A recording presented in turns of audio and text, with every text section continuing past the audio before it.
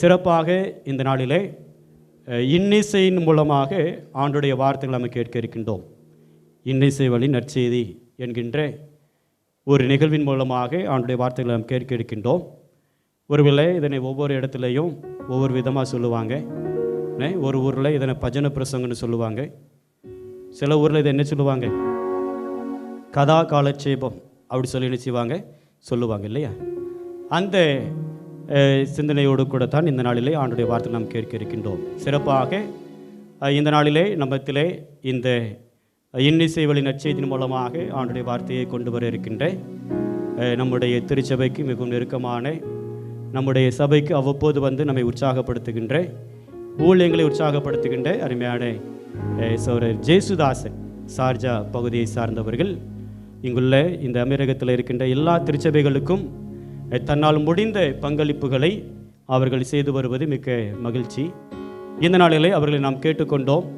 அவர்களும் குடும்பமாகவும் அதோடு கூட அவருடைய குழுவினராகவும் இந்த நாளிலே நம்மத்திலே வருகை தந்திருக்கின்றார்கள். இந்த வேளையிலே சிறப்பாக நம்முடைய திருச்சபையின் சார்பாக, நம்முடைய திருச்சபையினுடைய நிர்வாக குழுவின் சார்பாக வந்திருக்கின்ற உங்கள் யாவரின் சார்பாக அருமையான சகோதரர் ஜேசுதாசன் அவர்களை அன்போடு கூட வாழ்த்தி வரவேற்கின்றோம். கரங்களை தட்டி நாம் வாழ்த்தி வரவேற்போம். அடிஷ்னல் இன்ஃபர்மேஷன், ஜேசுதாசும் நானும் ஸ்கூல் கிளாஸ்மேட். பாளையங்கோட்டையில் கத்தீட்ரல் ஸ்கூலில் ஒரே வகுப்பில் படித்தோம். இங்கு வந்து மீண்டுமாக இந்த உறவை கிட்டத்தட்ட இந்த ஸ்கூல் 12th முடித்த பிறகு நாங்கள் சந்திக்க முடியவில்லை. அவ்வப்போது ஃபோனில் பேசிக்கொள்வோம். இங்கு வந்து நேரில் சந்திக்கவும் ஊழியங்களை இணைந்து நிறைவேற்றவும் ஆண்டவர் வாய்ப்பு தந்திருக்கின்றார். சகோதரரை மீண்டுமாக அன்போடு கூட வாழ்த்தி வரவேற்கின்றோம்.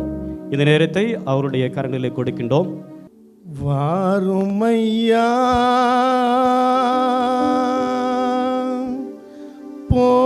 போதகரே,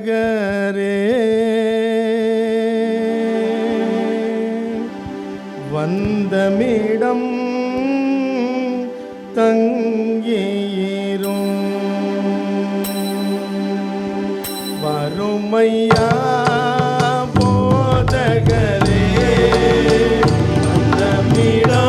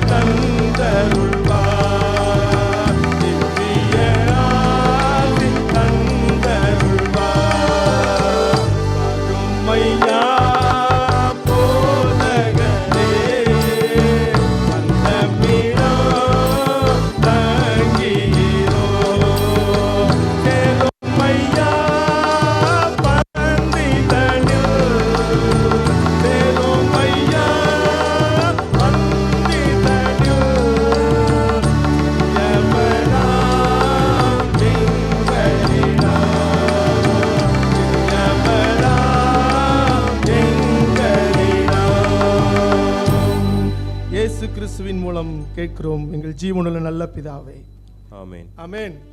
கர்த்தர் தந்த இந்த நல்ல வாய்ப்பிற்காக நான் ஆண்டவருக்கு முதலாவது ஸ்தோத்திரத்தை செலுத்துகிறேன். கிறிஸ்துவுக்குள் பிரியமானவர்களே, இந்த நல்ல நாளிலும் கூட இப்படிப்பட்டதான ஒரு வாய்ப்பை எங்கள் குழுவினருக்கு கொடுத்த திருச்சபையின் அன்பு போதக பிதா அவர்களுக்கும் அவர்கள் குடும்பத்தினருக்கும் பிள்ளைகளுக்கும் நான் நன்றியை தெரிவித்துக் கொள்கிறேன். அதோடு மட்டுமல்ல, இந்த திருச்சபையிலே ஐயாவோடு இணைந்து ஊழியத்தை நிறைவேற்றி வருகின்ற சேகர குழு உறுப்பினர்கள் மற்றும் ஒவ்வொரு அங்கத்தினர்கள், இந்த திருச்சபையில் நம்ம எல்லாரும் நாட்டப்பட்டு இருக்கின்ற கன்றுகள், மரங்கள், விருட்சங்கள் ஒவ்வொருவருக்கும் ஆண்டவராய் இயேசு கிறிஸ்துவின் நாமத்தினாலே எங்கள் குழுவினர் சார்பாக வாழ்த்துக்களையும் நன்றியும் தெரிவித்துக் கொள்கிறேன். கிறிஸ்துவுக்குள் பிரியமானவர்களே, ஐயா சொன்னபடி ஐயாவும் நாங்களும் 6th இருந்து கிளாஸ்மேட்டு. ஆனால் இப்படி ஒரு கெட்டப்பில் நாங்கள் சந்திப்போன்னு கனவுலையும் நினச்சது கிடையாது. ஏன்னா அந்த இடத்துலேருந்து உண்மையை தான் சொல்லணும். ஏன்னா என்னை பற்றி ஐயாவுக்கு தெரியும், ஐயாவை பற்றி எனக்கு தெரியும். ஐயா ரொம்ப நல்லவங்க, அதனால் நீங்கள் ஒன்றும் நினைக்காதீங்க. ஆனால் என்னுடைய வாழ்க்கையில் கர்த்தர் பலவிதமான மாற்றங்களை கர்த்தர் கொண்டு வந்தார். ஏன்னா நாங்கள் படித்து வளர்ந்தது ஒரு ஆலயத்திற்கு நிழலிலே உள்ள cathedral higher secondary school Palayamkottai. இந்த கதீட்ரலில் எத்தனை பேர் எங்கே படிச்சிருந்தாலும் சரி தான், அவங்க ஓரொரு விதத்தில் ஏதாவது ஒரு ஊழியத்தில் இருப்பாங்கன்னு சொல்லி நான் விசுவாசிக்கிறேன். ஏன்னா அப்படிப்பட்டதான கல்வியோடு சேர்ந்து ஊழியத்தை நாங்கள் கற்றுக்கொண்டோம். பலவிதமான சூழ்நிலைகளே எங்கெல்லாம் பிரிந்திருந்தாலும் கூட ஆண்டவர் எங்களை இணைத்து இப்படிப்பட்டதான ஊழியத்திலே ஒன்று சேர்த்ததை எண்ணி நான் ஆண்டவருக்கு நன்றி செலுத்துகிறேன். கிறிஸ்துவுக்குள் அருமையான உமல் கோயின் திருச்சபையின் ஒவ்வொருவருக்கும் நான் ஆண்டவராக இயேசு கிறிஸ்துவின் நாமத்திலே நான் நன்றியை தெரிவித்துக் கொள்கிறேன். நாம் இன்று பார்க்கக்கூடிய சரித்திரம் அனைவருக்கும் உள்ள கருத்துக்கள் இருக்கிறது. சிறு பிள்ளைகளிலிருந்து பெரியவர்கள் வரைக்கும் ஆண்டவர் நம்மோடு எந்த காரியத்தை இன்று பேச விரும்புகிறார் என்பதை நாம் ஜெபத்தோடு காத்திருப்போம். உணர்ந்தவர்களாய் ஆண்டவர் இம்மட்டும் நம்ம நடத்தி வந்திருக்கிறார். பார்த்தீங்களா, எவ்வளவோ விபத்துக்கள், நாச மோசங்கள், மரணங்கள், பலவிதமான பிரச்சனைகள் மத்தியிலும் இவ்விதமாய் ஆண்டவர் நம்மை காத்து வந்தது எண்ணி எல்லோருக்கும் தெரிந்த பாடல் நாம் கரங்களை தட்டி அந்த ஒரு கவியை பாடி நாம் சரித்திரத்துக்குள்ளாக கடந்து செல்வோம். அனைவரும் தயாராக என்னோடு இணைந்து கூட பாடுங்கள். கண்டுன்னை அழைத்தவர் கரமதை பாரவர் கைவிடாதிருப்பார். கண்டுன்னை அழைத்தவர் கரமதை பாரவை கைவிடாதிருப்பார். ஆண்டுகள் தோறும் உனக்கவர் அளித்த ஆசிகளை எண்ணிப்பார், எண்ணிப்பார், எண்ணிப்பார், எண்ணிப்பார். ஒன்றாய் அதை எண்ணிப்பார், ஒன்றாய் அதை எண்ணிப்பார். காப்பார், உன்னை காப்பார், காத்தவர் காப்பார், இன்னும் இனிமேலும் காத்திடுவார். கலங்காதே மனமே, காத்திடுவார். அல்லேலூயா. ஆண்டவரை செய்த நன்மைகளை எண்ணி நாம் படித்தோம். அவ்விதமாய் ஆண்டவர் நம்மை காத்து கொண்டு வருகிறார். இந்த நாளிலும் கூட சரித்திரத்திற்குள்ளாக போவதற்கு முன்பாக நான் ஒரு பாடலை படிக்கின்ற வேளையிலே அந்த சரித்திரத்தில் வருகின்ற அருமையான ஹீரோ, அந்த நாயகன் யார் என்று சொல்லி உமல் கோயின் திருச்சபையார் நீங்கள் சொல்ல போறீங்க. எந்த சரித்திரத்தை நான் உங்கள் மத்தியிலே வைக்க போகிறேன், அது ஒரு பாடலாக நாங்கள் படிக்கின்றோம். அந்த வேளையிலே உங்களுக்கு தெரிந்தவர்கள் அந்த கருத்தை எல்லாரும் தெரிஞ்சுன்னா கை தூக்கிருங்க. அப்புறம் நான் 10 யார் தூக்குனீங்களோ அவங்ககிட்ட கேட்டுக்கிறேன், சரியா? தான் என்னும் வம்சத்திலே சோராவூதனிலே மலடியான பெண்ணுக்கு தேவதூதன் தோன்றினாரே. உனக்கொரு பிள்ளை பிறக்கும் துரைத்தாரே, உனக்கொரு பிள்ளை பிறக்கும் துரைத்தாரே. நசரேயனாக வளர்த்திடு அவனை, தான் என்னும் வம்சத்திலே சோராவூதனிலே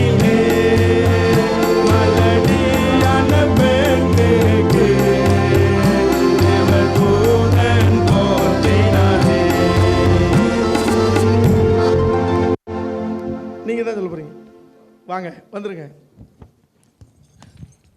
சந்தோஷமாயிருங்க, எப்பொழுதும் சந்தோஷமாயிருங்க, சந்தோஷமாயிருங்க, எப்பொழுதும் சந்தோஷமாயிருங்க.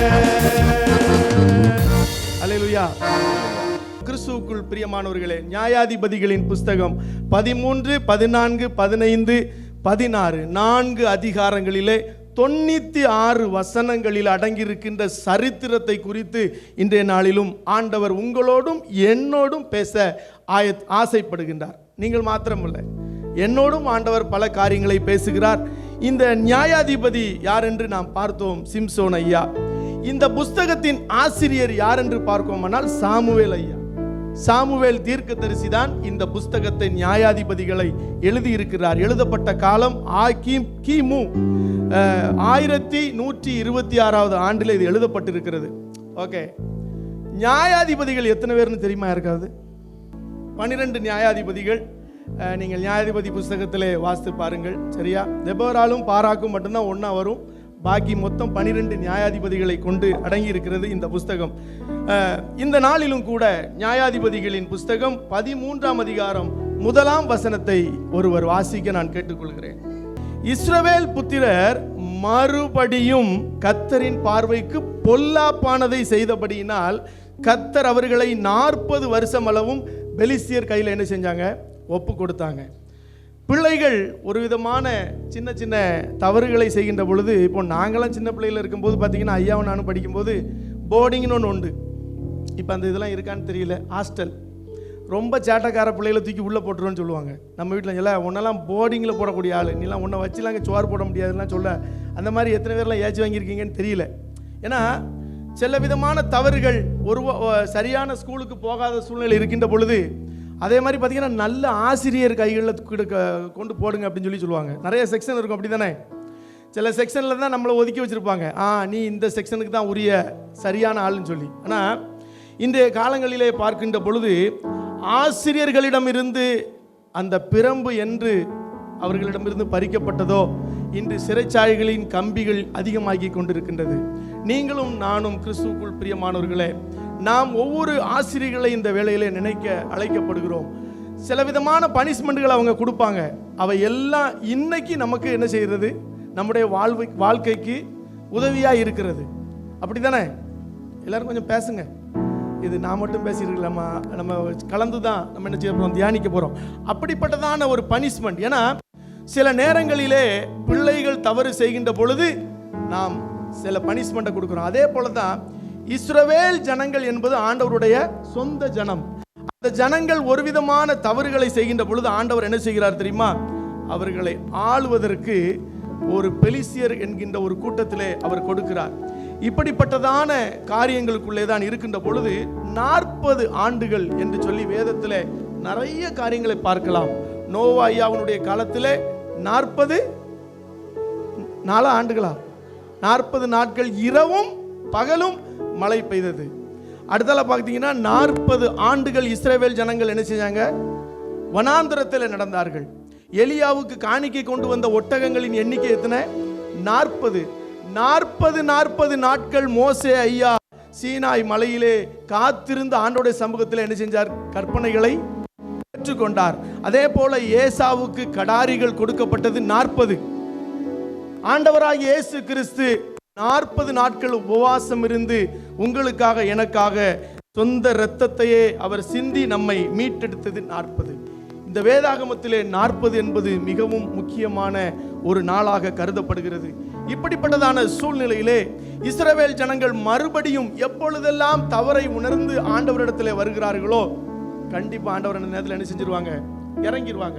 பிள்ளைகளை சில சமயங்களிலே கோபப்படுத்தி நம்ம பேசினாலும் டேடி மம்மின்னு சொல்லி வருகின்ற பொழுது நமக்கு நம்ம மனசுல என்ன செஞ்சிடும்? ஒரு நம்ம அறியாத ஒரு இரக்கம் என்ன செஞ்சிடும்? வந்துடும். எப்படியாவது என் பிள்ளைக்கு இந்த காரியத்தை செய்யணும்னு சொல்லி ஒரு பாசம் வந்துடும். நம்ம ஆண்டவர் அப்படிப்பட்டவர். கிறிஸ்துவுக்குள் பிரியமானவர்களே, அப்படிப்பட்டதான ஆண்டவர் என் ஜனத்தை ரட்சிக்க வேண்டும் என்று சொல்லி அவர் திட்டம் பண்ணி எப்பொழுதெல்லாம் ஜனத்தை ரட்சிக்க வேண்டுமோ அப்பொழுதெல்லாம் ஆண்டவர் இரட்சகர்களை அனுப்புவார்.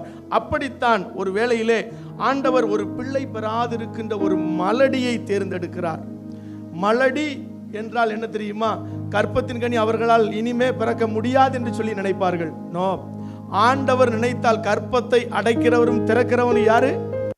ஆண்டவராய் இயேசு கிறிஸ்து. அப்படிப்பட்டதான சூழ்நிலையிலே தேவதூதன் வந்து அந்த ஸ்திரீயினிடத்திலே தோன்றுகிறார். அந்த ஸ்திரீயினிடத்திலே தோன்றுகின்ற பொழுது என்ன செய்கிறார் தெரியுமா? நீ வந்து என்ன செய்யணும்? உனக்கு ஒரு குமாரனை நான் கொடுப்பேன். அந்த குமாரன் பிறக்கின்ற பொழுது நீ பலவிதமான காரியங்களை கைக்கொள்ள வேண்டும் என்று சொல்லி கட்டளையும் கொடுக்கிறார். எப்படிப்பட்டதான காரியங்களை கைக்கொள்ள வேண்டும் என்று சொல்லி அருமையான அந்த ஸ்திரீக்கு கட்டளையை கொடுக்கிறார் பாருங்கள். திராட்சரசமோ மது பானமோ என்றுமே நீ குடியாமல் தீட்டானதை புசியாதே அவன் தலை மேல் சவரக கத்தியேந்தும் படக்கூடாது. எப்போதுமே காத்துக்கொள்வாய் தேவனுக்கென்று நசரேயனோ இஸ்ரவேலை பெலிஸ்தியரே கைகளுக்கு ரட்சிப்பானே. இஸ்ரவேலரை பெலிஸ்தியரின் கைக்கு என்ன செய்ய போகிறான்? ரட்சிக்க போகிறான் என்று சொல்லி அருமையான ஒரு தரிசனத்தை அந்த அம்மையாருக்கு அவர் கொடுக்கிறார். இந்த தரிசனத்தை கொடுத்த நேரமே ஓடுகிறார் அந்த அம்மையார். எங்கே ஓடுகிறார்?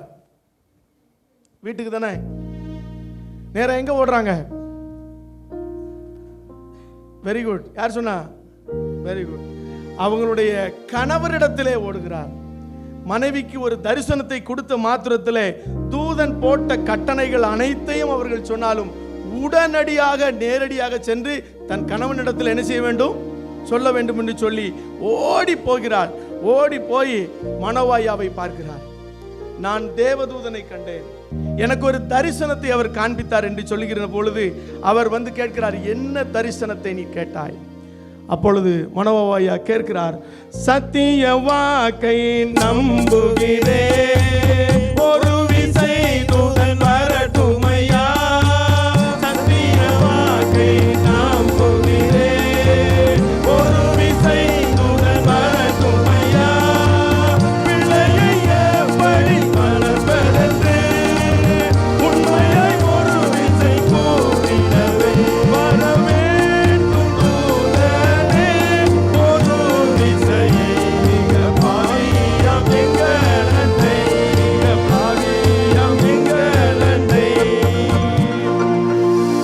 தகப்பனார் முறையிடுகிறார் கர்த்தரை நோக்கி. ஒரு விசை என்ன செய்யணும்? நீங்க இறங்கி வரணும் என்று சொல்லுகின்ற பொழுது தந்தை ஜெபித்த விண்ணப்பத்திற்கு தூதன் எங்க தரிசனமாகிறார்? யாரிடம் மறுபடியும் போகிறார்? மனைவியிடம். மீண்டும் அந்த அம்மையார்கிட்ட போய் என்ன செய்யறாரு? தரிசனமாகிறார். கிறிஸ்துவுக்குள் பிரியமான பெற்றோரே, கணவன் மனைவி ஆகிய நீங்கள் இருக்கின்ற குடும்ப வாழ்க்கையிலே பலவிதமான காரியங்களை நீங்கள் ஒருவருக்கொருவர் பகிர்ந்து கொள்கின்ற பொழுது ஆண்டவர் உங்கள் இருவரோடும் இடைப்படுவார். உங்களுக்கான உறவுகளில் பலம் ஏற்படுவதற்கு கர்த்தர் மனைவி மூலமாகவும் பேசுவார், கணவன் மூலமாகவும் பேசுவார். இந்த மனோவாயா பார்த்த உடனே மீண்டும் ஓடி போய் கேட்கின்ற வேளையிலே அந்த தரிசனமான அந்த தூதனை கண்ட உடனே ஓடி செல்கிறார். ஓடி அவரை போய் கண்ட மாத்திரத்தில், ஐயா நீங்க தான் வந்த ஆளா என்று சொல்லி கேட்கிறார். இந்த மனோவாயா அந்த தூதனிடம் கேட்கின்ற பொழுது இந்த பிள்ளையை நான் எப்படி வளர்க்க வேண்டும் என்று சொல்லி அருமையான ஒரு கேள்வியை கேட்கிறார். பிள்ளை இன்னும் பிறக்கவே இல்லை. கற்பத்தின் கனி, பிள்ளைகள் கர்த்தரால் வரும் சுதந்திரம், கற்பத்தின் கனி அவரால் கிடைக்கும் பலன். கர்த்தர் இந்த நாளிலும் கூட அப்படிப்பட்டதான காரியத்திற்காக காத்து கொண்டிருக்கின்ற உங்களோடு கர்த்தர் இடைபடுகிறார். கர்த்தர் உங்களுக்கான அந்த வசனத்தை இந்த நாளிலும் உங்களுக்கு கொடுக்கிறார். பிள்ளைகள் உங்களுக்கு கர்த்தரால் வரும் சுதந்திரம். எப்படி ஐயா நான் பிள்ளையை வளர்க்க வேண்டும்? இந்த மனோவா ஐயா யார் என்று சொல்லி நம்ம பார்க்கின்ற பொழுது அவர் ஒரு யூதன் என்று சொல்லி நமக்கு நன்றாகவே தெரியும். யூதர்கள் என்றால் பிள்ளைகளை எப்படி வளர்க்க வேண்டும், பிள்ளைகளை எப்படி நடத்த வேண்டும் என்று சொல்லி எல்லாம் அவர்கள் என்ன செய்வார்கள்? நல்ல முறையில் அறிந்திருப்பார்கள். ஆனால் என்னதான் அறிந்திருந்தாலும் நான் எப்படி பிள்ளைகளை வளர்க்க வேண்டும் என்று சொல்லி ஆண்டவரிடம் கேட்கிறார்கள். இன்றைய நாளிலும் பிள்ளைகளுக்கான காரியங்களை வருகின்ற பொழுது நாம் என்னென்ன காரியங்களை திட்டமிடுகிறோம்? பிள்ளைக்கு என்ன பெயர் வைக்க வேணும், பிள்ளைக்கான என்ன பொருட்களை நாம் ஒழுங்குபடுத்த வேண்டும், அப்படியெல்லாம் பல திட்டங்களை நாம் தீட்டுகின்றோம். எனக்கு அருமையான சகோதரனே சகோதரியே, ஆண்டவர் இன்றைய நாளிலும் கொடுக்கின்ற உங்களுக்கு வார்த்தை, உங்களுக்கு கொடுக்க போகின்ற கற்பத்தின் கனியை குறித்ததான வார்த்தை. இன்று நீங்கள் கேட்கின்ற வார்த்தை ஆண்டவரிடத்தில் விசுவாசம் உள்ளவர்களாய் முழங்கால் படியிட்டு, ஆண்டவரே நீர் எனக்கு தரப்போகின்ற பிள்ளைக்காக நான் என்ன செய்ய வேண்டும் என்று சொல்லி நாம் முழங்காலிலே கேட்க வேண்டும். ஆண்டவர் அப்படிப்பட்டதான கிருபைகளை உங்களுக்கு தர வல்லவராய் இருக்கிறார். அந்த பிள்ளையை எப்படி வளர்க்கும் என்று சொல்லி கண்டிஷனை கேட்கின்ற பொழுது ஆல்ரெடி நான் மனைவிட்ட என்ன செஞ்சாச்சு சொல்லியாச்சு. அந்த காரியத்தை நீ கடைபிடித்தால் போதும் என்று சொல்லி அவர் சொல்கிறார். இதை மட்டும் நிறுத்திவிடவில்லை. அந்த வாக்கு தத்தத்தை பெற்றுக்கொண்ட அந்த தம்பதியினர் என்ன செய்கிறாங்க தெரியுமா? முதல்ல பலி செலுத்துகிறாங்க. பலினா இன்றைய நாளிலே நாம் தோத்திர காணிக்கைன்னு கேள்விப்பட்டிருக்கீங்களா? ஆண்டவர் சில நன்மைகளை செய்தால் ஆண்டவருடைய சன்னிதானத்திலே வந்து நாம் காணிக்கை வைப்போம். எப்பொழுது வைப்போம் தெரியுமா? நான் பொருத்தனை பண்ணியிருந்தேன், ஆண்டவரே எனக்கு இந்த வேலை கிடைத்தால் நான் உம்முடைய ஆலயத்தில் வந்து காணிக்கை வைப்பேன். நான் இந்த பரீட்சையில் பாஸ் ஆயிட்டேன்னா நான் வந்து ஆலயத்தில் காணிக்கை வைப்பேன். எனக்கு இந்த வியாதி குணமாயிட்டுன்னா ஆண்டவர்கிட்ட நம்ம போடுற அக்ரிமெண்ட். உங்களுக்கு இருக்கின்ற பிரச்சனைகளுக்கு வந்து முதலாவது பலியை செலுத்தி பாருங்கள். நான் அனுபவப்பட்டவனாக சொல்லுகிறேன். எந்த காரியத்தையும் நீங்கள் பெற்றுக்கொள்வதற்கு முன்பாக ஆண்டவருடைய சன்னிதானத்தில் முழங்கால் படியிட்டு, ஆண்டவரே நீர் என தர போகின்ற ஆசீர்வாதத்திற்காக ஸ்தோத்திரம் என்று நீங்க சொல்லி பாருங்க.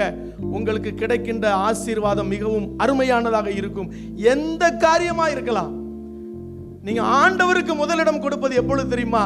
மனோவா என்கின்ற ஒரு தம்பதி எப்படி பெறப்போகின்ற பிள்ளைக்காக முதலாவது சோஸ்திர பலியை ஏறெடுத்தார்களோ அப்பொழுதுதான் அந்த ஆசீர்வாதத்தை அவர்கள் பெற்றுக்கொண்டார்கள். அவர் கேட்கிறார், ஐயா உங்க பேர் என்ன அப்படின்னு சொல்லி கேட்கிறார். எவ்வளவு அழகா கேட்கிறார் பாருங்க தேவதூதன் இடத்துல. அப்ப அவங்க சொல்றாரு, என்னுடைய நாமம். அதற்கு பாத்தீங்கன்னா நியாயாதிபதிகள் 13:18 வாசிக்கலாமா? அதற்கு கர்த்தருடைய தூதனானவர், என் நாமம் என்ன என்று நீ கேட்க வேண்டியது என்ன? அது அதிசயம் என்றார். அதிசயம் என்று சொல்லுகிறார். அந்த அதிசயத்தை பெற்றுக்கொண்டவர்களாய் அந்த தம்பதி பலி செலுத்துகிறார்கள். பலி செலுத்தினதை அவர் பெற்றுக்கொண்டார். பெற்றுக்கொண்டோது அவர்கள் நிற்கவில்லை. கணவன் மனைவியாக மீண்டும் அவர்கள் உரையாடுகிறார்கள். யாரை பார்த்திருக்கிறாங்க? அவங்க யாரை பார்த்திருக்கிறாங்க? தேவதூதனை கண்டிருக்கிறார்கள், கர்த்தரை கண்டிருக்கிறார்கள். அவர்களுக்குள்ளே உரையாடுகள் வருகிறது. கண்டுவிட்டோம், நாம் கண்டுவிட்டோம், கர்த்தரையே இங்கு கண்டுவிட்டோம், கண்டுவிட்டோம், கண்டுவிட்டோம், கர்த்தரையே இங்கு கண்டுவிட்டோம். நாம் மரிக்கவில்லை, சாகவில்லை, உயிரோடு இருக்கிறோமே. நாம் மரிக்கவில்லை, சாகவில்லை, உயிரோடு இருக்கிறோமே. இப்பொழுது ஒரு கேள்வி. இடையில கேள்வி கேட்கணும் பார்த்தீங்களா? அப்பதான் உங்கள் ஆன்சரை பார்த்தா நான் கொஞ்சம் பூஸ்ட் ஆக முடியும். ஆண்டவரை எத்தனை பேர் நேரில் பார்க்கணும்னு ஜெபம் பண்றீங்க? உண்மையை சொல்லணும். ஆலயத்தில் இருக்கோம், நீங்க ஜெபம் பண்ணும்போது என்னைக்காவது ஏசப்பா நான் அவங்கள பார்க்கணும் அப்படின்னு சொல்லி எத்தனை பேர் ஜெபம் பண்ணிருக்கீங்க? உண்மையில கை தூக்கிருங்க. அவங்களுக்கு ஒரு கிஃப்ட் இருக்கு. இயேசுவே நான் இந்த ராத்திரி உம்மை பார்க்க வேண்டும். வேற ஒன்றும் வேண்டாம். நான் சிம்பிளான கேள்வி தான் கேட்க. நிறைய பேர் கேட்க மாட்டோம். ஏன் தெரியுமா? பயம். ஆண்டவர் வந்தா ஒருவேளை பரலத்துக்கு கூட்டிட்டு போயிடுவாருன்னு ஒரு பயம். அப்படிதானே? எல்லாரும் சிரிக்கிறத பார்த்தா பயமெல்லாம் இருக்கு. என்னைக்காவது தொலை தூரத்தில் இருக்கின்ற பெற்றோர்களுக்கு தெரியும், தனிமையில் இருக்கின்ற அருமையான சகோதரர்களுக்கு தெரியும். குடும்பத்தை விட்டு நீங்கள் உங்கள் பிள்ளைகிட்ட இங்கேருந்து பேசுவீங்க அப்படி தானே ஃபோனில். என்னம்மா நல்லா இருக்கியா அப்படின்னு சொல்லி கேட்பீங்க. உனக்கு என்னம்மா வேணும்னு சொல்லி கேட்பீங்க. பிள்ளை லிஸ்ட்டு போடும். நம்ம உங்கள் எதிர்பார்ப்பு பிள்ளை ஆண்டா என்னெல்லாம் கேட்க போகுதுன்னா, பிள்ளை ஒரு வார்த்தை சில நேரத்தில் சொல்லும், எப்பா நீங்கள் எப்போ வாரீங்க டாடி, உங்களை நான் என்ன செய்யணும்? அனுபவத்தில் சொல்கிறேன். அந்த பிள்ளைக்கு அவ என்ன லிஸ்ட் போட்டாலும் அதுக்கு டபுளாக தான் நீங்கள் வாங்கிட்டு போவீங்க. உங்களுக்குள்ள ஒரு சந்தோஷம் வருமா வராதா? நான்லாம் துபாய்க்கு வந்த புதுசில் இப்போ 22 வருஷம் ஆயிட்டு லெட்ரு தான் வரும். லெட்ரு எங்கள் அப்பா எங்களுக்கு லெட்ரு எழுதுனா 14 நாள் கழிச்சு தான் எங்கள் போஸ்ட் ஆஃபீஸில் வரும். அப்போ அந்த லெட்ரு கிடச்சி எங்கள் பிஆர்ஓ எடுத்து என் கையில் தரும்போது எங்கள் அப்பா தான் எழுதியிருப்பாங்க. எங்கள் அப்பாவுக்கு ஊருக்கு வரும்போது என்னன்னு கேட்பேன், என்னப்பா வேணும்னு சொல்லி கேட்டால், தம்பி நீ எப்பவும் வர ஒன்றை நான் பார்க்கணும் அப்படின்னு சொல்லி என் தந்தை சொல்லுவார்கள். அவர்கள் வேற ஒன்றுமே கேட்க மாட்டாங்க. கிறிஸ்துவுக்குள் பிரியமானவர்களே, நாம் எத்தனை பேர் ஆண்டவரை பார்ப்பதற்கு ஆசைப்படுகிறோம்? எத்தனை பேர் நீதிமான்களை பார்ப்பதற்கு ஆசைப்படுகிறோம்? ஆபிரகாம் ஐயாவை பார்த்திருக்கிறீர்களா? தாவீது ராஜாவை பார்த்திருக்கிறீர்களா? நான் அந்த இடத்துல இருந்து போய் சொல்லல. ஆபிரகாம் ஐயாவை நான் நேரில் பார்த்திருக்கேன். தாவீது ராஜாவை நான் பார்த்திருக்கிறேன். கிறிஸ்துவுக்குள் பிரியமானவர்களே, ஆண்டவர் தரிசனம் தர வேண்டுமானால் எல்லாரையும் பார்க்கலாம். அப்பாவை பார்த்தா பிள்ளை சாகாதுங்க. அப்படிதான் இந்த ஹிஸ்டரியில் நம்ம பார்க்கும்போது மனோவா ஐயாவுடைய தம்பதி கர்த்தரை கண்டோம், நாம் என்ன செய்யவில்லை, சாகவில்லை என்று சொன்னார்கள். இப்படிப்பட்டதான வேண்டுதல்களோடு நீங்க ஆலயத்திற்கு வாங்க. அப்பா உங்களை பார்க்கணும்னு சொல்லி பாருங்க, எவ்வளவு பெரிய ஆசீர்வாதத்தை கர்த்தர் உங்களுக்கு கொண்டு வர வல்லவராக இருக்கிறார் என்று சொல்லி நம்ம பார்க்கலாம். இப்படி பார்த்தீங்கன்னா மனைவியின் தைரியமான பேச்சு அந்த குமாரனை வளர்க்கின்ற பொழுது எவ்வளவு பாடுகளை அவள் பட்டிருக்க வேண்டும். சின்ன பிள்ளை முடியை வெட்டக்கூடாதுன்னு சொல்லியாச்சு, அப்படி தானே? எங்களுக்கெல்லாம் கத்தீட்ரலில் படிக்கும்போது முடி கொஞ்சம் நீண்டாச்சே. எங்கள் ஆர்ச்சிபால் சார்னு ஒரு சார் உண்டு, பின்னால் 2 இழுத்து தான் விடுவாங்க. என்னால் முடியை வெட்ட முடியாதால, முடி ரொம்ப வளர்ந்துருக்கு அப்படின்லாம் சொல்லி கேட்பாங்க. பிள்ளைகளுக்கு அப்படிப்பட்டதான முடிகள் வலிக்கும்போது இப்போ நிறைய டிசைன்லலாம் வெட்ட ஆரம்பிச்சிட்டோம் முடி. ஏன்னா அந்த கட்டிங் போடுங்க, இந்த கட்டிங் போடுங்கன்னு சொல்ல கடையில் போனால் பெரிய கேட்லாக்கே வச்சுருக்கான், அப்படி தானே? ஊரில் பாறையில் உட்காந்து நம்ம முடி வெட்டின காலங்கள் உண்டு. பாப்பர் சாப்பில் போய் உட்காந்துருப்பேன்னா 2005 வந்து பார்த்தீங்கன்னா கொஞ்சம் ஃபங்கு கொஞ்சம் வச்சுருப்பேன் நிறையா. எங்கள் அப்பா வந்து எப்படின்னா நேரில் சொல்ல மாட்டாங்க. அங்கே கடையில் போய் சலூனில் உட்கார்ந்த பிறகு பார்த்தீங்கன்னா அவன் கண்ணாடியில் பின்னால் எங்கள் அப்பா நிற்கிறது, அவன்கிட்ட கண்ணை காட்டிட்டு போயிடுவாங்க, ஜெயராஜி அப்படின்ட்டு போயிடுவாங்க. அப்போ அவன் சரி அப்படிம்பான். நான் சொல்லுவேன், ஜெயராஜ் என்ன சொன்னாங்கன்னு. பின்னால் இருக்க முடிய வெட்டணுமானே, அப்பா சொல்லிட்டு போகிறேன், வெட்டிரு அப்படின்றேன். ஏன்னா பிள்ளைகளை அவ்வளவாக நாம் கேர் பண்ணி என்ன செய்வோம், வளர்ப்போம். ஆனால் இந்த சூழ்நிலை மிகவும் ஒரு கிரிட்டிக்கலான ஒரு சிச்சுவேஷன். பிள்ளைக்கு முடி சின்ன வயசுலேயே பார்த்தீங்கன்னா ஜட வளர்ந்துருக்கும். எத்தனை நாள் கற்பத்தில் இருக்கும் பொழுதே கட்டளையை கொடுத்த ஆண்டவர் அந்த பிள்ளைகள் அருமையான கூட சேர்ந்த ஃப்ரெண்டுகளோடலாம் விளையாடுகின்ற பொழுதெல்லாம் முடி நீளமாக வளர்ந்துட்டே இருக்கும். நிறைய பேர் கிண்டல் அடிப்பாங்க. பலவிதமான சூழ்நிலைகள். தீட்டானதை சாப்பிடக்கூடாது, திராட்சை பழத்தோட்டம் பக்கம் போயிடக்கூடாது.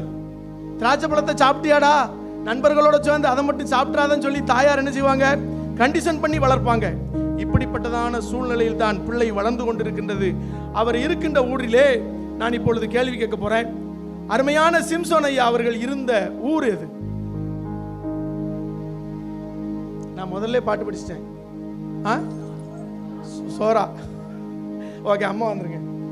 சோரா.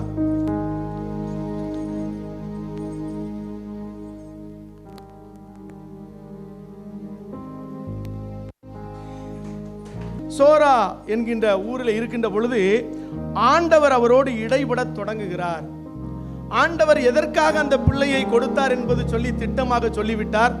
அதற்குரிய காரியங்களிலே அவர் இறங்க வேண்டும். அப்படிப்பட்டதான சூழ்நிலையிலே அவரோடு இடைபடுகிறார். சிம்சோனை அந்த சோரா ஊரில் இருந்து ஆண்டவர் என்ன செய்கின்றார், எழுப்புகிறார். பாருங்க, சிம்சோனே எழும்பிடு நீ, வல்லமையால் நிரம்பிடு நீ. சிம்சோனே எழும்பிடு நீ, வல்லமையால் நிரம்பிடு நீ. சீறி வரும் சிங்கங்களை சிறை பிடித்து கிழித்திடு நீ. சீறி வரும் சிங்கங்களை சிறை பிடித்து கிழித்திடு நீ. சோராவில் இருந்தாலோ தானின் பாளையத்தில் இருந்தாலோ ஆண்டவர் கட்டளை நினைத்திடுவார், சீக்கிரமாய் அதை முடித்திடுவார். நீ சோராவில் இருந்தாலும் சரி, நீங்க உமல் கோயின்ல இருந்தாலும் சரி, தானின் பாளையத்தில் இருந்தாலும் சரி, யுஏஇல எந்த இடத்துல இருந்தாலும் சரி, உங்களுக்கும் எனக்கும் ஆண்டவர் ஒரு திட்டத்தை வைத்திருப்பாரானால் அதை நிறைவேற்றியே தீர்வார். எத்தனை பேர் ஆமென் சொல்றீங்க? அல்லேலூயா. நான் ஊரை விட்டு இங்கே வந்து 20 வருஷம் ஆச்சுன்னு சொல்லலாம், இப்படி கொண்டு நிப்பாட்டிடுவார் ஸ்டேஜில். உண்மை. ஆண்டவருக்காக ஊழியத்தை எப்படி எல்லாம் செய்யணும்? ஐயா மட்டும்தான் ஊழியம் செய்யணுமா? இல்லை சபை ஊழியர் மட்டும்தான் ஊழியம் செய்யுமா? நீங்க ஒரு வசனத்தை ஒருவருக்கு சொன்னாலே ஊழியம் தான். வசனத்தை சொன்னாலே ஊழியம். வாட்ஸ்அப்பில் எவ்வளவோ மெசேஜ் நம்ம ஷேர் பண்றோம், ஒரு மெசேஜை ஷேர் பண்ற ஊழியம் தான். இந்த மைக் அரேஞ்ச் பண்றது ஊழியம், கீபோர்டு வாசிக்கிறது ஒரு ஊழியம், பேடிஸ்ட் ஊழியம். ஆண்டவருக்காக நீங்க ஆலயத்தில் நாட்டப்பட்டிருக்கின்ற ஒவ்வொரு ஊழியக்காரர்களாய் காணப்படுகிறீர்கள். கிறிஸ்துவுக்குள் பிரியமானவர்களே, இப்படிப்பட்டதான வேளையிலே ஆண்டவருடைய ஏவுதல் கிளம்புகின்ற பொழுது இந்த பெலிஸ்தியர் இருந்த பகுதிக்கு தைரியமாக சொல்கிறார். இந்த சிம்சோன் ஐயாவை குறித்து உங்களுக்கு நான் ஒரு காரியத்தை சொல்ல ஆசைப்படுகிறேன். இந்த சிம்சோன் ஐயா யாருன்னு பார்த்தீங்கன்னா ஒன் மேன் ஆர்மி தான். நீங்க வேதாகமத்தில் இந்த 4 அதிகாரங்களையும் வாசிங்கன்னா தெரியும், எந்த பக்க பலமும் கிடையாது. துபாய்க்கு நம்மளை பாஸ்போர்ட் கையில் கொடுத்து விசாவை கொடுத்து என்னைக்கு நீங்கள் அனுப்பிட்டாங்களோ நீங்கள் எல்லாரும் யார் தான்? One man army. அவர் எந்த படையும் எங்கேயும் கொண்டு போகல. பெலிஸ்தியரை மீட் பண்ணணும்னா நேரில் தான். ஏன்னா அவருக்கு இருக்கிற பலம் அவருக்கு இன்னும் தெரியல. ஆனாலும் ஒரே மனிதனாக அவர் பெலிஸ்தியருடைய ஒரு ஊருக்கு அவர் கடந்து செல்கிறார். அந்த ஊரில் நீங்கள் பார்த்தீங்கன்னா அந்த ஊரில் நுழையினாலே கொஞ்சம் தைரியம் வேணும். அந்த ஊருக்கு போகின்ற பொழுது பலவிதமான எதிர்ப்புகள். தானின் பாளையத்திலிருந்து இஸ்ரவேலர்கள் இறங்குகிறார்கள் என்றால் பெலிஸ்தியரிடத்தில் தனி மனிதனை என்ன செய்ய முடியாது? போக முடியாது. அப்படிப்பட்டதான சூழ்நிலைகள் அங்கே காணப்படுகின்றது. அந்த சூழ்நிலையையும் மீறி அவர் அங்கே நுழைகிறார். அந்த துணிச்சலை கர்த்தர் பார்க்கிறார். அந்த மனோவாவும் அவருடைய தாயாரும் அதை கண்டு ஆச்சரியப்படுகிறார்கள். மகனே, நீ எங்கு செல்கிறார்? நான் பெலிஸ்தியர்கள் வாழ்ந்து கொண்டிருக்கின்ற திம்னாத் என்கின்ற ஒரு ஊருக்கு நான் என்ன செய்கிறேன்? கடந்து போகிறேன். எந்த ஊருக்கு செல்கிறாருமா? திம்னாத் என்கின்ற ஒரு ஊருக்கு நான் கடந்து செல்கிறேன் என்று சொல்லி அவர் அங்கே போகிறார். பார்த்தீங்கன்னா, சொல்லுறத கேளுங்க, நான் சொல்லுறத கேளுங்க, சொல்லுறத கேளுங்க, நான் சொல்லுறத கேளுங்க. எதிரியானாலும் பகையனானாலும், எதிரியானாலும் பகையனானாலும், அவளை எனக்கு மனைவியாக்க, அவளை எனக்கு மனைவியாக்க. சொல்லுறத கேளுங்க, நான் சொல்லுறத கேளுங்க. அந்த திம்னாத் பகுதிக்கு சென்றது மாத்திரமல்ல, அவருடைய பார்வையிலே அவர் அருமையான அங்குள்ள ஒரு பெண்ணை பார்க்கிறார். முதலாவது பார்வையிலே அவர் அந்த பெண்ணை திருமணம் செய்ய வேண்டும் என்று சொல்லி என்ன செய்கிறார்? ஆசைப்படுகிறார். இஸ்ரவேல் ஜனங்கள் பெலிஸ்தியர்களோடு அப்படிப்பட்டதான சம்பந்தம் கலக்கக்கூடாது என்று சொல்லி வேதாகமத்திலே அவர் பழைய ஏற்பாட்டு காலத்திலே அவர் படித்திருக்கலாம். அருமையான பெற்றோர் அவர்கள் எத்தனையோ காரியங்களை அவர்களுக்கு என்ன செஞ்சிருக்கலாம்? போதித்து கொடுத்திருக்கலாம். ஆனாலும் கூட அந்த வாலிப பருவத்திலே அவருடைய முதலாவது அந்த பெலிஸ்திய பெண்ணை கண்டு அவர் என்ன செய்கிறார்? பெற்றோரிடம் அவர் என்ன செய்கிறார்? நான் அந்த பெண்ணைத்தான் என்ன செய்ய போறேன்? திருமணம் செய்ய போகிறேன். அந்த பெண்ணைத்தான் திருமணம் செய்ய போகிறேன். அந்த பெண்ணை திருமணம் செய்தா என்ன செய்யறோம்? பலவிதமான பிரச்சனைகளை சந்திக்க வேண்டியிருக்கும். வாழ்க்கை முடிவடைந்து விடும். கடந்த வாரத்தில் இந்த முடிந்தது என்று சொல்லி நீங்க எல்லாரும் தியானிச்சிருப்போம், அப்படிதானே? முடிந்தது சேர்த்தீங்களா? எல்லாரும் தியானிச்சிங்களா? அதுக்கு இங்கிலீஷில் என்ன சொல்லுவோம்? சொல்லுங்களேன். ஃபினிஷ், அப்படிதானே? இதை பற்றி தியானித்து கொண்டிருக்கின்ற அருமையான போதகர் சொன்னார்கள், உலக மாநாட்டிலே எல்லா நாடுகளிலும் இருந்து வந்திருந்த தலைவர்கள் பங்கிருந்து கொண்டிருந்தார்களாம். அந்த வேளையில் இந்த ஃபினிஷ் என்கின்றதற்கும் கம்ப்ளீட் ரெண்டுக்கும் வித்தியாசம் இருக்கா இல்லையா அப்படின்னு சொல்லி கலந்துரையாடல்கள் நடந்து கொண்டிருக்கின்றது. அப்பொழுது தமிழகத்தைச் சேர்ந்த அண்ணாதுரை அவர்கள், அறிஞர் அண்ணா, அந்த மீட்டிங்கில் இருந்திருக்கிறாங்க. அவர் ஒரு நல்ல ஆன்சரை கொடுத்திருக்கிறார். ஒரு வாலிபன் தன்னுடைய வாழ்விலே சரியான ஒரு வாழ்க்கை துணையை அவன் பெற்றிருந்தால் அவனுடைய வாழ்க்கை கம்ப்ளீட். என்னது? கம்ப்ளீட். அவன் நல்ல ஒரு மனைவி, குடும்பத்தை கட்டுகின்ற ஒரு மனைவி, கணவனுக்கு இசைந்து போகிறவள், பல பிள்ளைகளை பராமரிப்பது, வீட்டு வேலைகளை செய்வது, காரியங்கள் எல்லாத்தையும் பிடிச்சிட்டான்னா, சரியான ஒரு மனைவியை தேர்ந்தெடுத்தால் அவனுடைய லைஃப் என்னது? கம்ப்ளீட்டு. இதற்கு ஆப்போசிட்டான ஒரு மனைவியை தேர்ந்தெடுத்தான் என்றால் அவனுடைய வாழ்க்கை ஃபினிஷ். இப்போ புரிஞ்சுட்டேன்னா எல்லாருக்கும்? ஃபினிஷ்டுக்கும் கம்ப்ளீட்டுக்கும் வித்தியாசம் தெரிஞ்சு போச்சு, அப்படிதானே? இப்படியாக அறிஞர் அண்ணா அந்த இடத்துல கட்டளையிட்டார், சொன்னார். அவர்கள் சிரிப்பாக இருந்தாலும் திருமணம் ஆனவர்களுக்கு தெரியும். இப்போ நீங்களே மனசுக்குள்ளே போடுங்க, இது கம்ப்ளீட்டா இது ஃபினிஷா? வேணாலும் பாருங்க, இன்னைக்கு நைட்டு வரைக்கும் இந்த பஜனை உங்களுக்கு ஓடிக்கிட்டே இருக்கும். இன்னைக்கு நைட்டு வரைக்கும் இதை பற்றி தான் பேசிகிட்டே போவாங்க. ஐயோ கம்ப்ளீட்டா, அதை நீங்கள் மாற்றியே வச்சுக்கிடுங்க. இப்போ அருமையான என் தாய் குலங்கள் அருமையான சகோதரிகள் கணவனையும் போட்டுக்கலாம். நீங்கள் சரியான ஒரு ஆண் மகன், என் வாழ்க்கை துணையை நான் தெரிந்தெடுத்திருப்பேன், ஆனால் என்னுடைய லைஃப் கம்ப்ளீட். அது இல்லாத பட்சத்தில் அங்கேயும் ஃபினிஷ் தான். ரெண்டு சைடு இருக்கு. அதனால பெண்கள் மாத்திரமல்ல, ஆண்களும் அப்படித்தான். சிம்சன் ஐயா அவனுடைய வாழ்க்கையிலே ஒரு தவறான ஒரு பாதைக்கு அவர் செல்கின்ற பொழுது பெற்றோர்கள் சரியாக பிள்ளைகளை என்ன செய்தார்கள்? நடத்த மறந்து விட்டார்கள். ஆனாலும் அந்த பிள்ளை கீழ்ப்படியவில்லை. மீண்டும் என்ன செய்கிறார் தெரியுமா? நான் அந்த பெண்ணை தான் என்ன செய்வேன்? கல்யாணம் பண்ணுவேன். ஆனால் எவ்வளோ தைரியம் பாருங்க. நேராக போய் பெண்ணை பார்த்து வீட்டில் எப்பா நான் ஒரு பிள்ளையை பார்த்துட்டு வந்துட்டேன், அந்த பிள்ளை தான் கெட்ட போகிறேன். எவ்வளோ தைரியம்! இன்னைக்கு எந்த பயலுக்காக அந்த தைரியம் இருக்கா? இல்லை, தைரியம்லாம் வராது. எல்லாம் அவன் அண்ணன் மோசமான ஆள், அது குடும்பம் சரி கிடையாது, பார்த்து கவனமாக கைகால் இருக்காது, இந்த மாதிரிலாம் நிறையா செஞ்சிருவாங்க. ஆனால் பெண்ணை பார்த்து அந்த துணிச்சலை அவர் பார்க்கிறார்.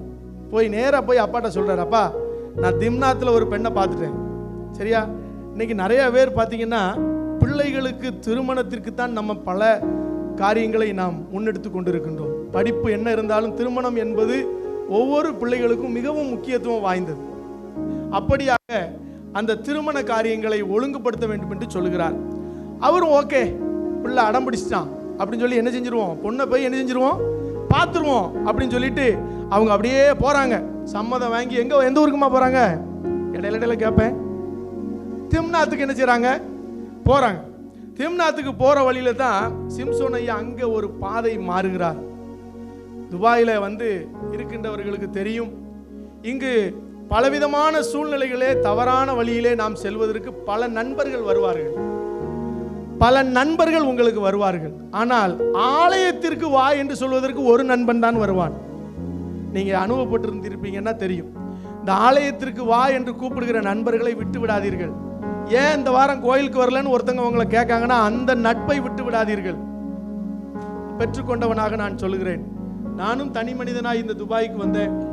ஆலயத்திலே வந்தால்தான் நாம் ஆண்டவருடைய அன்பையும் ஆண்டவருடைய ஆசீர்வாதங்களையும் பெற்றுக்கொள்ள முடியும். ஆனால் இங்க தவறான வழிகளுக்கு கடந்து செல்வதற்கு எத்தனையோ வழிகள் காணப்படுகிறது. அந்த வழியை விட்டு சிம்சோன் ஐயா மீறுகிறார். நம்ம அங்க பார்க்கின்ற வழியை விட்டு விலகி சென்றாரே, திராட்சை தோட்டத்தை கண்டடைந்தார். வழியை விட்டு விலகி சென்றாரே, திராட்சை தோட்டத்தை கண்டடைந்தார்.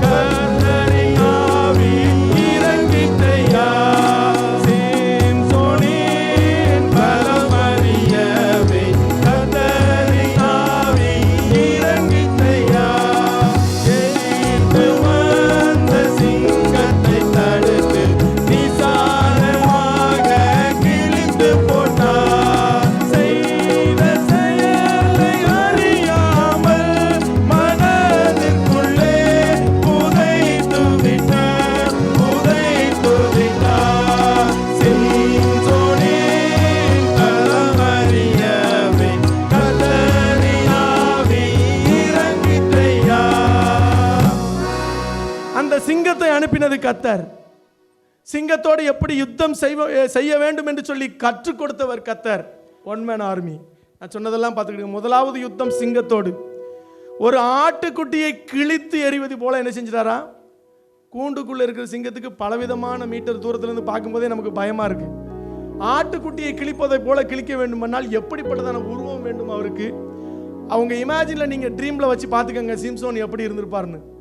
அது கிழித்து எறிந்தார்னு சொல்லி வேதத்தில் தெளிவாக இருக்கிறது. அப்படிப்பட்டதான ஒரு பலத்தை அங்கே பார்க்கிறார்கள். அதை அடித்து தூக்கி போட்டாச்சு. திம்னாத்துக்கும் போய் பெண்ணை பார்த்து அங்கே பார்த்தீங்கன்னா பெண்ணை முதலாவது போய் அப்பாட்ட அறிமுகப்படுத்துறாரு. இதான்ப்பா நான் பார்த்த பெண், நல்லா இருக்காளா, நல்லா இருக்காளா அப்படின்னு சொல்லி கேட்குறாரு. மனோவாவும் மனைவியும் உள்ளே போகிறார்கள். என் பிரியமே என் எழுந்து வா, உன்னை சந்திக்க வந்தேனே. திம்னாத்தும் வந்தது, மனமும் குளிர்ந்தது. என் அருமை மனவாளி உன்னை கண்டதோ. திம்னாத்தும் வந்தது, மனமும் குளிர்ந்தது. என் அருமை மனவாளி உன்னை கண்டதோ. மனவாட்டியை கண்டவதிலே சந்தோஷத்தில் என்ன செய்யறாரு சிம்சோன் ஐயாவுக்கு ஒரு அழகான பாடல். பெண்ணை பார்த்தாச்சு, பெண்ணை பார்த்து அருமையான பெற்றோருக்கும் பெண்ணை பிடித்தாயிற்று. கல்யாண வேலைகளை அவர்கள் முடித்து அவர்கள் என்ன செய்கிறார்கள்? திரும்ப எங்க வருகிறார்கள்? இப்ப எங்க வராங்க? சோராவுக்கு திரும்பி வருகிறார்கள். அடுத்தால திருமணத்திற்கான வேலைகளை பார்க்க வேண்டும். இந்த பெண் நிறைய வீட்டில் பார்த்தீங்கன்னா இந்த திருமணமான அம்மாக்கள் சகோதரிகளுக்கு தெரியும், நம்ம ஊர்லலாம் இந்த பெண்களை வாழ்த்தி அழகான பாட்டெலாம் படிப்பாங்க, பார்த்துருக்கீங்களா? மாப்பிள்ளை வருவார் 9:30 தாலி கட்டினா அவர் 11:30 தான் உள்ளே வருவார். அது வரைக்கும் பாட்டு படித்து ஏம்மா உன் மாப்பிள்ளை எப்பமா வருவான்னு சொல்லி ஏங்கிப்போம். எல்லாத்துக்கும் சோடா பொண்ணுக்கு தொளிக்கிறதுக்கு பதிலாக இப்போ இந்த தோழிகளுக்கு தொளிக்கணும். ஏன்னா மாப்பிள்ளையை பற்றி விசாரிப்பாங்க, எப்பா எப்படி. ஆனால் அந்த மாப்பிள்ளை வரும்போது பொண்ணு பார்க்குறாளோ இல்லையோ தோழிகளுக்கு பார்க்கணும் அந்த மாப்பிள்ளை யார், அவர் எப்படிப்பட்ட ஊர், எந்த ஊரில் இருந்து வாராருன்னு சொல்லி. அப்படி தான் இந்த பொண்ணுடைய தோழிகள் கேட்குறாங்க, மாப்பிள்ளை எப்படிப்பட்டவருமா அதை பார்க்கணும்னு சொல்லிட்டு அவங்க அங்கே போகிறாங்க. பாருங்க, இஸ்ரவேலின் நியாயாதிபதியா, சோராவூரின் மாவீரனா. இஸ்ரவேலின் நியாயாதிபதியா, சோராவூரின் மாவீரனா. தலைமுடி சுருள் சுருளனவர், 7 ஜடைகளை உடைய மனிதர். தலைமுடி சுருள் சுருளனவர், 7 ஜடைகளை உடைய மனிதர். பார்ப்பதற்கு சேனை தலைவர், அழகி பார்த்தால் இனிய மனிதர். இஸ்ரவேலின் நியாயாதிபதியா, சோராவூரின் மாவீரனா. கரங்கள் இரும்பு கரங்கள் போல, கால்களும் கல் தூண்கள் போல. கரங்கள் இரும்பு கரங்கள் போல, கால்களும் கல் தூண்கள் போல. நிலங்களும் தங்கத்தை போல இருப்பதாலே சரணம் சரணம். இஸ்ரவேலின் நியாயாதிபதியா, சோராவூரின் மாவீரனா. இஸ்ரவேலின் நியாயாதிபதி, ராஜாக்கள் இல்லாத காலம். நியாயாதிபதி என்பது ராஜாவை குறிக்கிறது. அப்படிப்பட்டதான ஒரு தலைவரை வந்து பார்த்தவர்களுக்கு ரொம்ப சந்தோஷம். ஆனாலும் கூட அந்த திருமணத்தை முடிப்பதற்காக அவர் மீண்டும் திரும்பி வருகிறார். வந்த பாதையிலே மீண்டும் வழி மாறுகிறார். அன்று நான் ஒரு சிங்கத்தை கொன்றேனே, அந்த சிங்கத்தை நான் என்ன செய்யணும்? பார்க்கணும். ஒருவேளை நம்முடைய வாழ்க்கையில் ஏதாவது ஒரு சின்ன பாவத்தில் விழுந்திருப்போம். சில பேர் ஞாபகப்படுத்துவாங்க, என்னப்பா ரொம்ப நாள் ஆச்சு, நம்மளாம் எப்படிலாம் நம்ம வாழ்க்கையில் இருந்தோம் அப்படின்னு சொல்லி. ஆனாலும் கூட மறுபடியுமாக அந்த வழியை விட்டு மாறாமல் நேர் வழியில் செல்வதற்கு நாம் அழைக்கப்படுகிறோம். ஆண்டவரை சொந்த ஜனமாக ஏற்றுக்கொண்ட நாம் அந்த வழியிலே செல்வதற்கு அழைக்கப்படுகிறோம். மீண்டும் போகிறார். மீண்டும் போய் அந்த என்ன செய்யறாரு பார்த்தீங்கன்னா, அந்த சிங்கத்தை என்ன செய்ய போறேன்? பார்க்க போறேன். ஏன்னா மறுபடியும் ஆசை, சும்மா பார்ப்போமே, அதெல்லாம் பாவமா தூண்டிரும். கிறிஸ்துவுக்குள் பிரியமானவர்களே, தனிமையில் இருக்கின்ற பொழுது பலவிதமான சூழ்நிலைகளிலே சாத்தான் உங்களுக்கு கொண்டு வந்து காண்பிப்பது எல்லாமே அப்படிப்பட்டதான காரியங்கள் தான். மீண்டும் அந்த சிங்கத்தை நான் என்ன செய்ய வேண்டும்? பார்க்கணும். பழைய பாவத்தாசை வருகுதோ, சிங்கத்தின் மேலே பட்சம் உனக்கு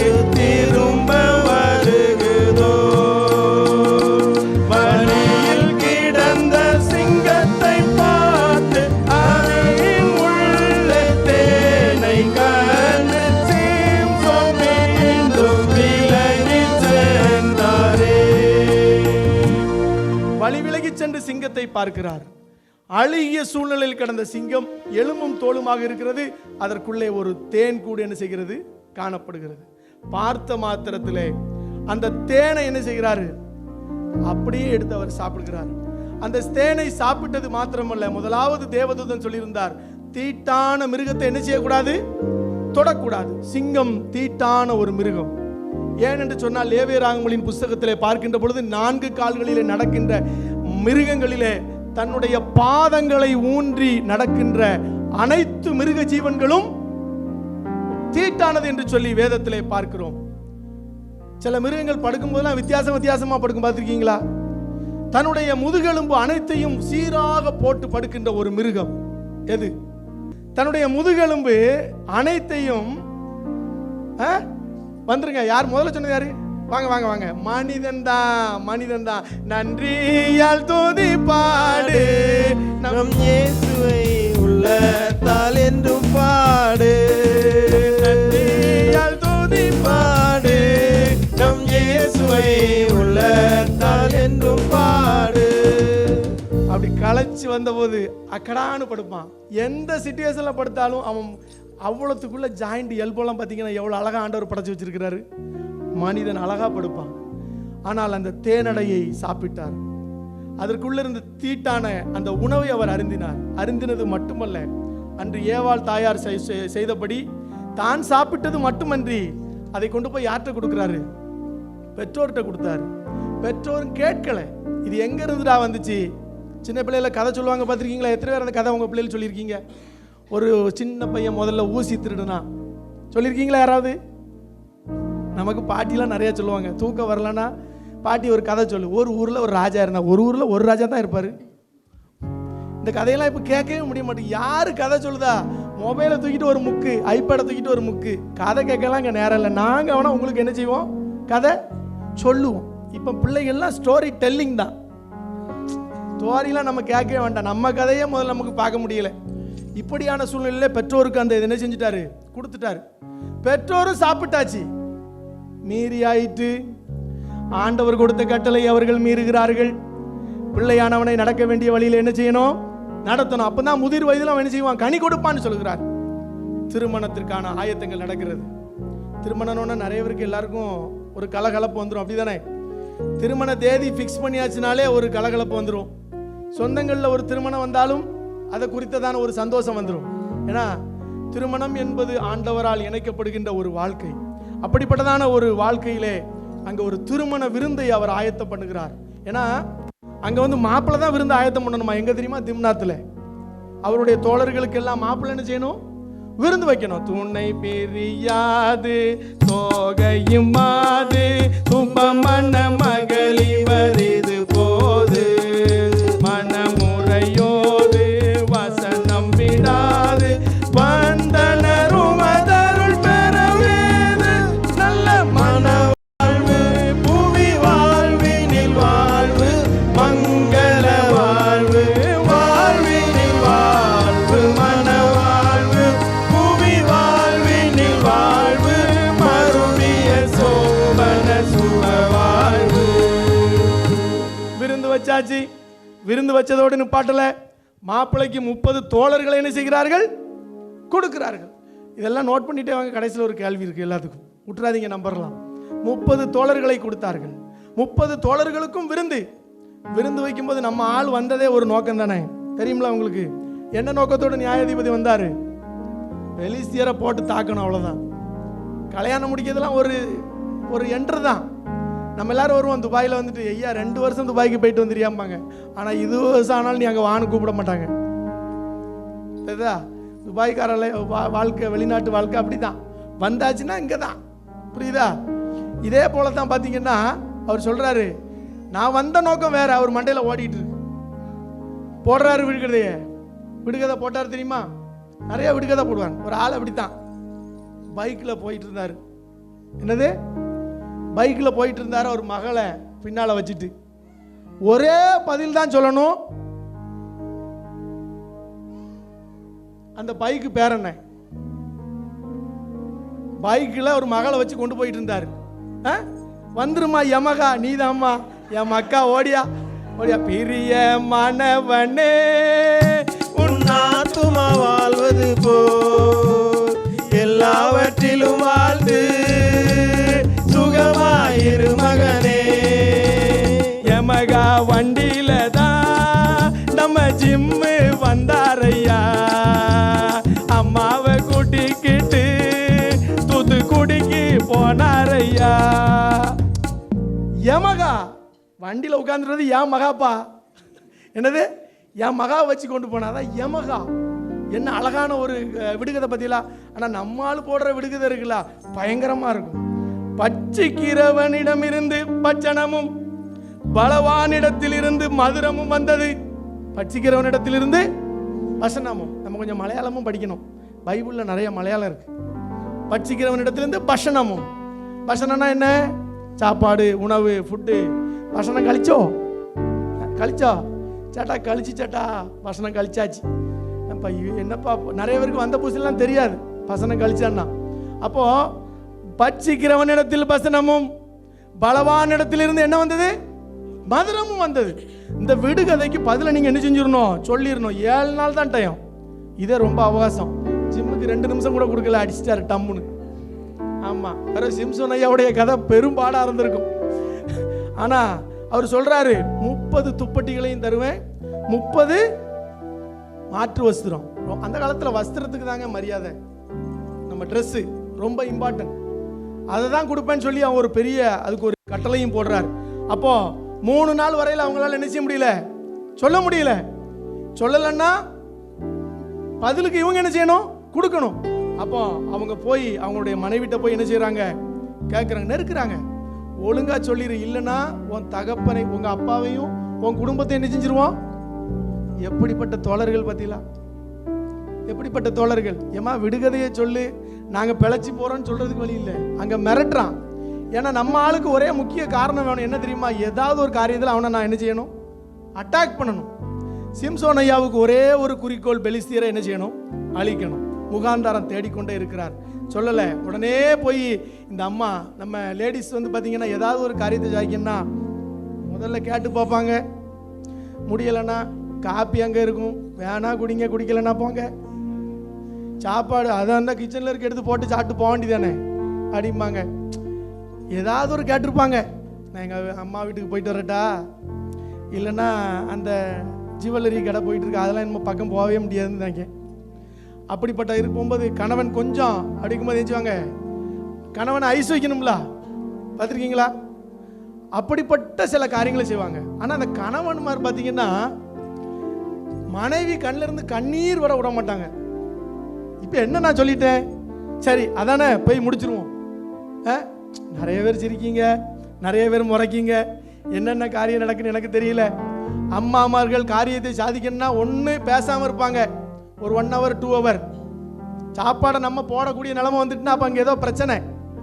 கிச்சனில் கொஞ்சம் சவுண்டு ஓவராக, பாத்திரம் கழுவுத சவுண்டு கேட்குன்னா ஏதோ நடக்க போகுதுன்னு அர்த்தம்.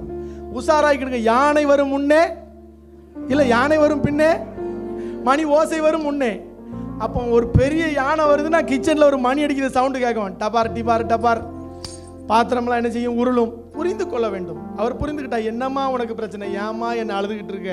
அந்த விடுகதைக்கு அர்த்தத்தை என்ன செஞ்சிருங்க சொல்லிருங்க. ஏம்மா உன்னை பொண்ணு பார்க்க வரும்போது நான் ஒரு சிங்கத்தை பார்த்தேன், அதுதான் வந்து பட்சிக்கிறவன் வந்து அதில் வந்து ஒரு பஷ்ணம்னா அங்கேருந்து ஒரு தேன் எடுத்து நான் என்ன செஞ்சேன், சாப்பிட்டேன். இது அப்படியே போய் என்ன செஞ்சுட்டு அந்த அம்மா அவங்ககிட்ட சொல்லிட்டாங்க, இது ஒரு மனைவி செய்யக்கூடாத காரியத்தை செய்து விட்டாள் ஐயா. கிறிஸ்துக்குள் பிரியமானவர்களே, கணவனும் மனைவியுமாக நீங்கள் இருக்கின்ற பொழுது உங்கள் மனைவிக்கும் உங்களுக்கும் இருக்கின்ற சில காரியங்களை பிறரிடத்திலே சொல்கின்ற பொழுது அது ஒரு பெரிய பிரச்சனை செய்யும் முடியும். ஏன்னா உங்களை நம்பி தான் அவரு சொல்றாரு, அவரை நம்பி தான் நீங்க சொல்றீங்க. இந்த 2 3ஆவதா போச்சுன்னா பிரச்சனை வந்துடும். அப்படிதானே? அதனால நீங்கள் 2 பேரும் எடுக்கின்ற முயற்சிகளில் அவர்கள் ஒன்றாக இருக்கின்ற பொழுது இந்த காரியத்தை அவர்கள் சொல்லிட்டார்கள். தேனை பார்க்கிலும் மதுரமானது என்ன என்றார்கள். தேனை பார்க்கிலும் மதுரமானது என்ன என்றார்கள். சிங்கத்தை பார்க்கிலும் பலமானது என்ன என்றார்கள்.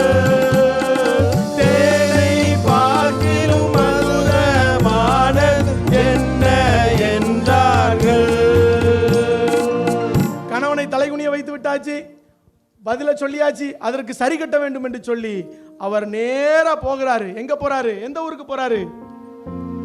திம்னாத்துல இருந்து அஸ்கலோனுக்கு போய் 30 அப்பாவி மக்களை கொண்டு அவருடைய வஸ்திரத்தை உருவி கொண்டு வந்து இந்த தோழர்களுக்கு அவர் என்ன செய்கிறார்?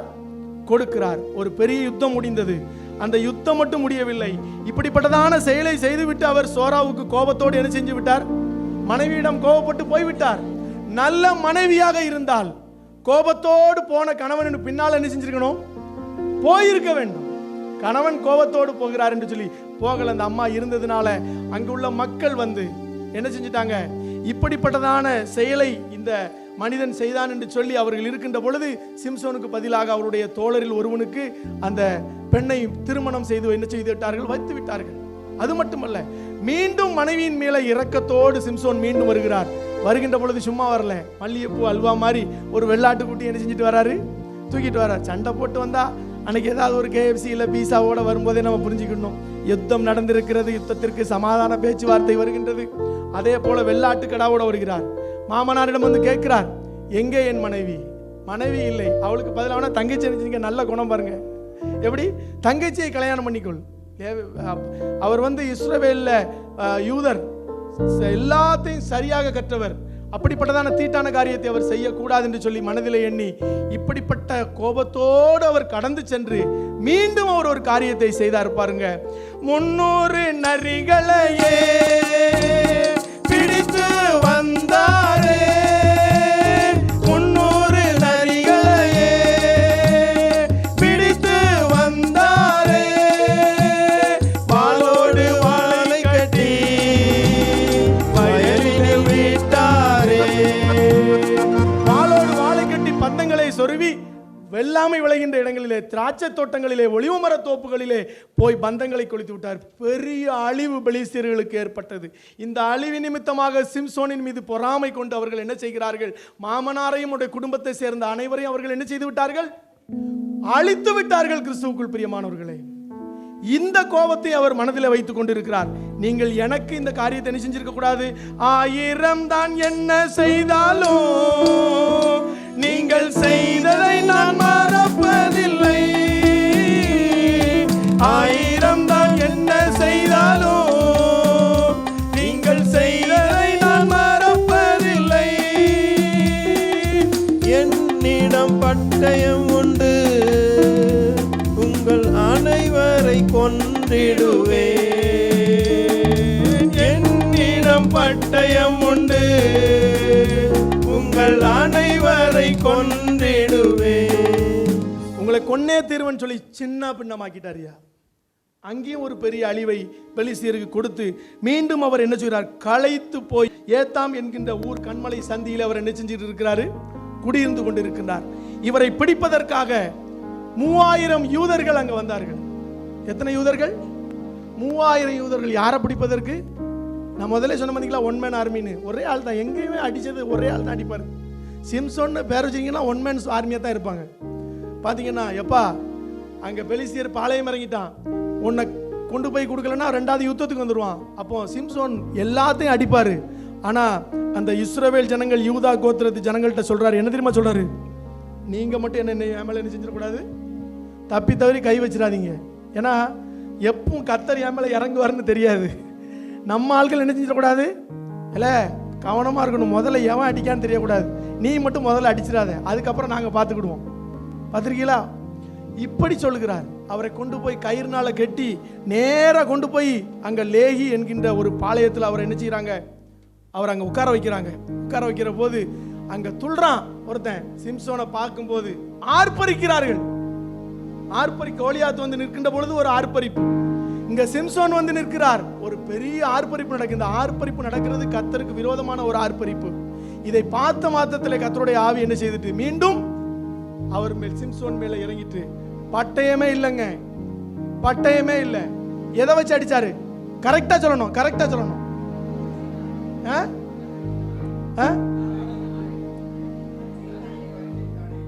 சரி சரி, நீங்க வந்துருங்க, வாங்க.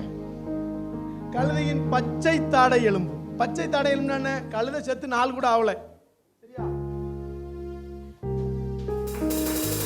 பச்சை தாடை எலும்பை வைத்து என்ன செய்தார்?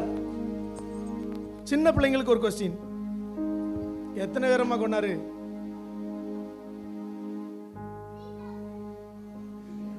சீக்கிரம் முடிங்கன்னு சொல்றா. எத்தனை பேரை கொண்டாரு? 1000 பேரை என்ன செஞ்சாரு? கொன்று விட்டார். கிறிஸ்துவுக்குள் பிரியமானவர்களே, அந்த 1000 பேரை அவர் கொல்றாரு. அந்த கொன்னு முடிச்சிட்டு பாத்தீங்கன்னா அவருக்கு ரொம்ப தாகம் வருது. ஏன்னா 1000 பேரை கொல்லனா சும்மா லேசான காரியம் கிடையாது, குவிஞ்சு கிடக்கணும் சடலங்கள் அங்க இங்க. கொன்னு முடிச்சிட்டு தண்ணி தாகம் வருது, அவருக்கு தாகம் எடுக்கிறது. அந்த தாகத்துக்காக ஆண்டவர்கிட்ட அவர் நோக்கி ஆண்டவர்கிட்ட கெஞ்சுகிறார், ஆண்டவரே ஆவியை அருளுமே சுவாமி, கர்த்தரை எனக்கு இறங்கிடும் என்று. ஆண்டவர் இறங்கி அங்க பள்ளத்தாக்கை பிளந்து ஒரு நீர் ஓடி வருகிறது. அதை குடித்து அவருடைய உயிர் மீண்டும் வந்ததாக வேதத்தில் நாம் பார்க்கிறோம். அதை முடித்த கையோடு அவர் இருக்கிறார். இப்பொழுது ஒரு கேள்வி, வேதாகமத்தை எல்லாரும் வச்சிருக்கிறீங்க. சிம்சோன் ஐயா அந்த இடத்துக்கு ஒரு பெயர் வைக்கிறாரு. கை தூக்கிருங்க, வந்துருங்க. என்ன கோரி? வந்துருங்க வந்துருங்க வந்துருங்க வந்துருங்க. என்ன கோரி? சிம்சோன் ஐயாவால் பெயரிடப்பட்ட அந்த இடத்திற்கு என்ன கோரி என்று பெயர். ஓகே, இப்ப அடுத்த கேள்வி. சரி, நம்ம இது ஆண்கள்கிட்ட கொடுத்துருவோம், சரியா? இது ஆண்கள் சொல்லுங்க, குறிப்பா சகோதரர் சொன்னீங்கன்னா எனக்கு ரொம்ப சந்தோஷமா இருக்கும்.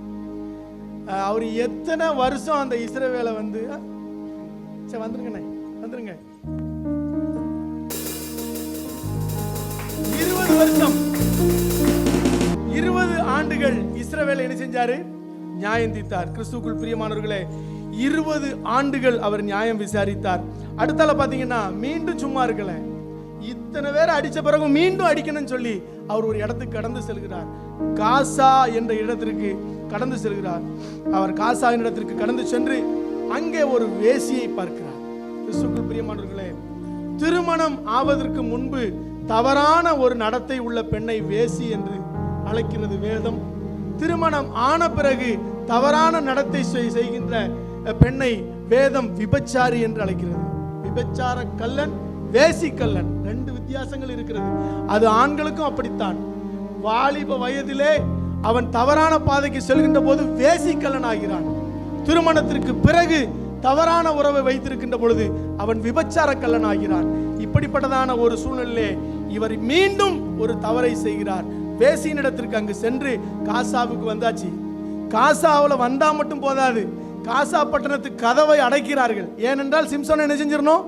லாக் பண்ணிடணும்னு சொல்லி. ஒரு பட்டணத்து கதவு எவ்வளவு பெருசா இருக்குன்னு உங்களுக்கு தெரியுங்களா? வீட்டுக்கே பல அடிதண்டா போட்டிருப்போம், அப்படித்தானே? சாதா ஒரு வீட்டுக்கு அடிதண்டா போட்டு பிறகு வெளியே ஒரு கிரில் கேட்டு அதுக்கு பிறகு ஒரு சற்று இவ்வளவுலாம் போடுவோம். சாதா வீட்டுக்கு இவ்வளவு கேட்டு போடுகின்ற பொழுது காசா பட்டணத்திற்கு ஒரு பெரிய ஒரு கேட்டு போட்டாச்சு. இவர் காலையில தான் எழும்பி வருவாருன்னு சொல்லி அவங்க நினைச்சிட்டு இருந்தாங்க. ஆனா சிம்சோன் ஐயா எத்தனை மணிக்கு எழுந்துட்டாரு? அவருக்கு ராத்திரி ஒரு டூட்டி இருந்திருக்கு போல, 12 மணிக்கு எழுந்துட்டார். ஏன்னா எங்க போகணும் தெரியுமா? அவருக்கு ஒரு பிளானு, சும்மா போல. காசா பட்டணத்துக்கு கதவை பூட்டி அசைச்சு எடுத்து, கதவை மட்டும் கிடையாது அந்த நிலையோட பிடிக்கிட்டாரியா. எவ்வளவு பெரிய பாருங்க, சண்டை இழுக்கணும்னா இப்படிதான் இழுப்பான் நம்ம ஆளு.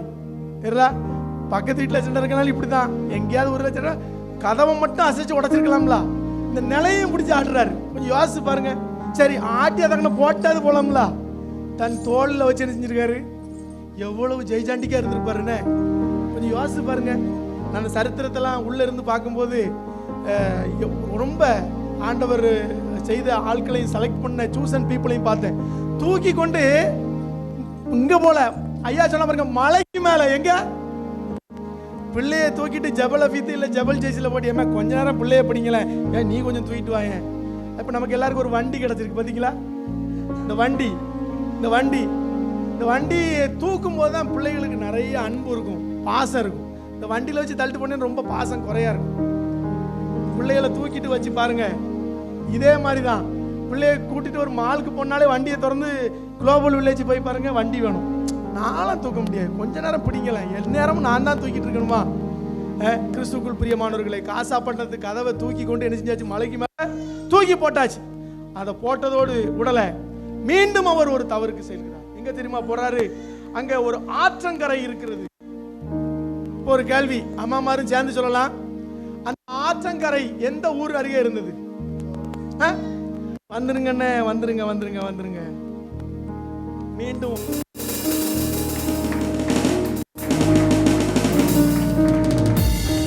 சோரேக் என்கின்ற ஒரு ஆற்றங்கரைக்கு அருகே என்ன செஞ்சாச்சு? வந்தாச்சு. அங்கே ஒரு பெண் இருக்கிறார். அவள் யார் தெரியுமா? தெளிலாள். தெளிலாள் என்கின்ற பெண் தான். நீங்க அதை வேற மாதிரிலாம் தவறான பெண்லாம் அதுல சொல்லப்படவில்லை. தெளிலாள் என்கின்ற ஒரு பெண் இருக்கிறாள். அந்த பெண்ணை அவள் பார்க்கிறார். மீண்டும் கண்களின் பார்வை. திம்னாத்துல ஒரு பெண்ணை பார்த்தாரு.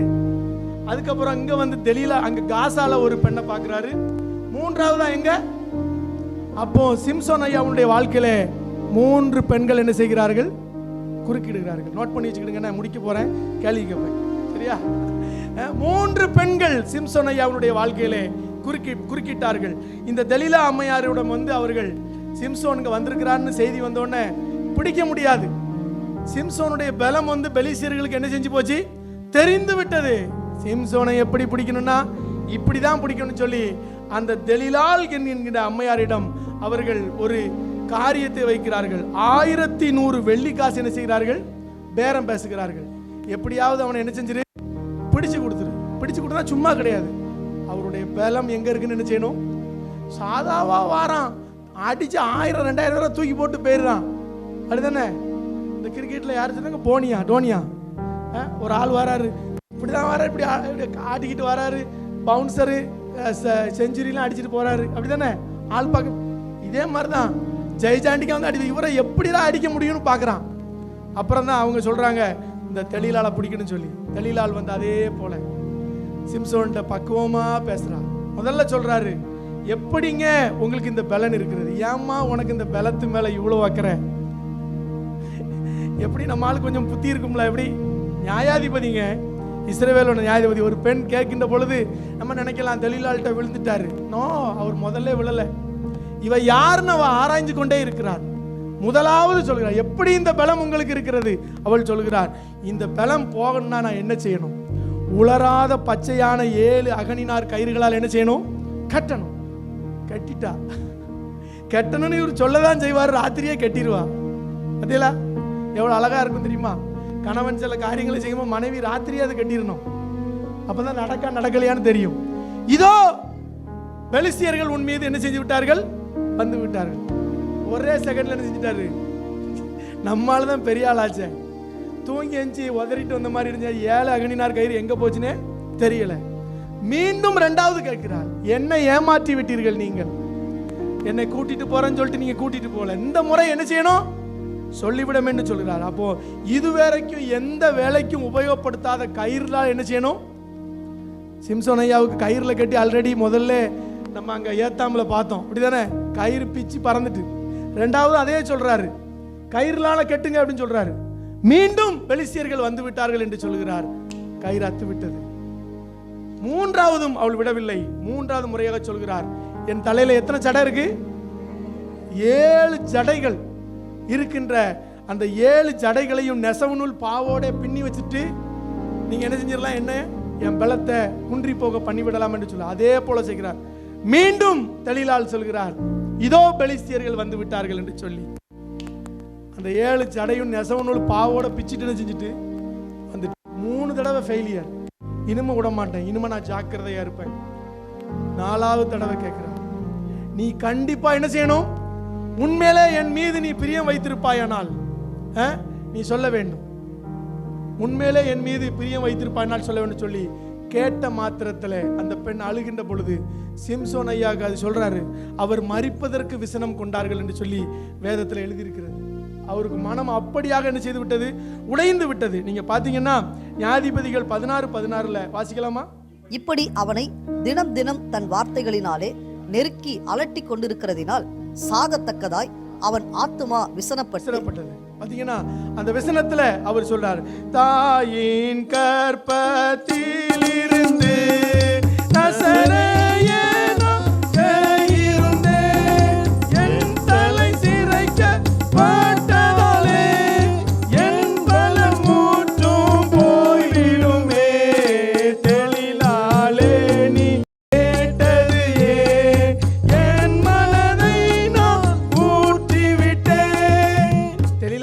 கேட்ட.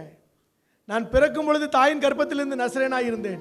என் தலைமுடி சிரைக்கப்படுமானால், மொட்டையடிக்கப்படுமானால் என் பலன் என்னை விட்டு என்ன செஞ்சிரும்? என் அருமை சகோதரனே சகோதரியே, உண்மையை சில காரியங்களிலே நீங்கள் 3 முறை அந்த காரியங்களை தடுத்து போனால் 4வது முறையும் அப்படிப்பட்டதான பாவங்கள் உங்கள் அருகே வருகின்ற பொழுது உஷாராக இருக்க வேண்டும். சிம்சோன் ஐயா அங்கே அவருடைய பலத்தை இழந்து போகிறார். இழந்த மாத்திரத்திலே அவரை கட்டுகிறார்கள். கட்டி அப்படிப்பட்ட பலசாலியை கூனி குறுகி ஒரு கல்வனை போல நடத்தி சென்று பெலிஸ்தியர்கள் ஆரவாரத்திட்டு அவரை என்ன செய்தார்கள் தெரியுமா? சிறைச்சாலையிலே மாவாட்டுவதற்கு. நம்ம ஊர்ல சொல்லுவாங்க, சாப்பிட்டுட்டு ஹோட்டலில் பைசா இல்லைன்னா மாவாட்டிட்டு போகலன்னு சொல்லுவாங்க. ஊரில் கேள்விப்பட்டிருக்கீங்களா? என்ன பைசா இல்லையா, உள்ள போய் மாவாட்டு அப்படிமா. இந்த மாவாட்டு எத்தனையோ வருஷத்துக்கு முன்னாடி இருந்திருக்கு பார்த்தீங்கன்னா, அது எங்க சிறைச்சாலையில். ஏன்னா அப்படிப்பட்டதான ஒரு கேவலமான வேலை. இஸ்ரவேலின் நியாயாதிபதி மாவாட்டி கொண்டிருக்கிறார். பெலிஸ்தியர்கள் இந்த வேலையை செய்ததினாலே முதலாவது இந்த கேள்விக்கு எல்லாருமே பதில் சொல்லுங்க. சிம்சோன் ஐயாவை பிடித்த மாத்திரத்திலே பெலிஸ்தியர்கள் செய்த காரியம் என்ன? நீங்க வந்திருக்க பிரதர், வாங்க வாங்க வாங்க.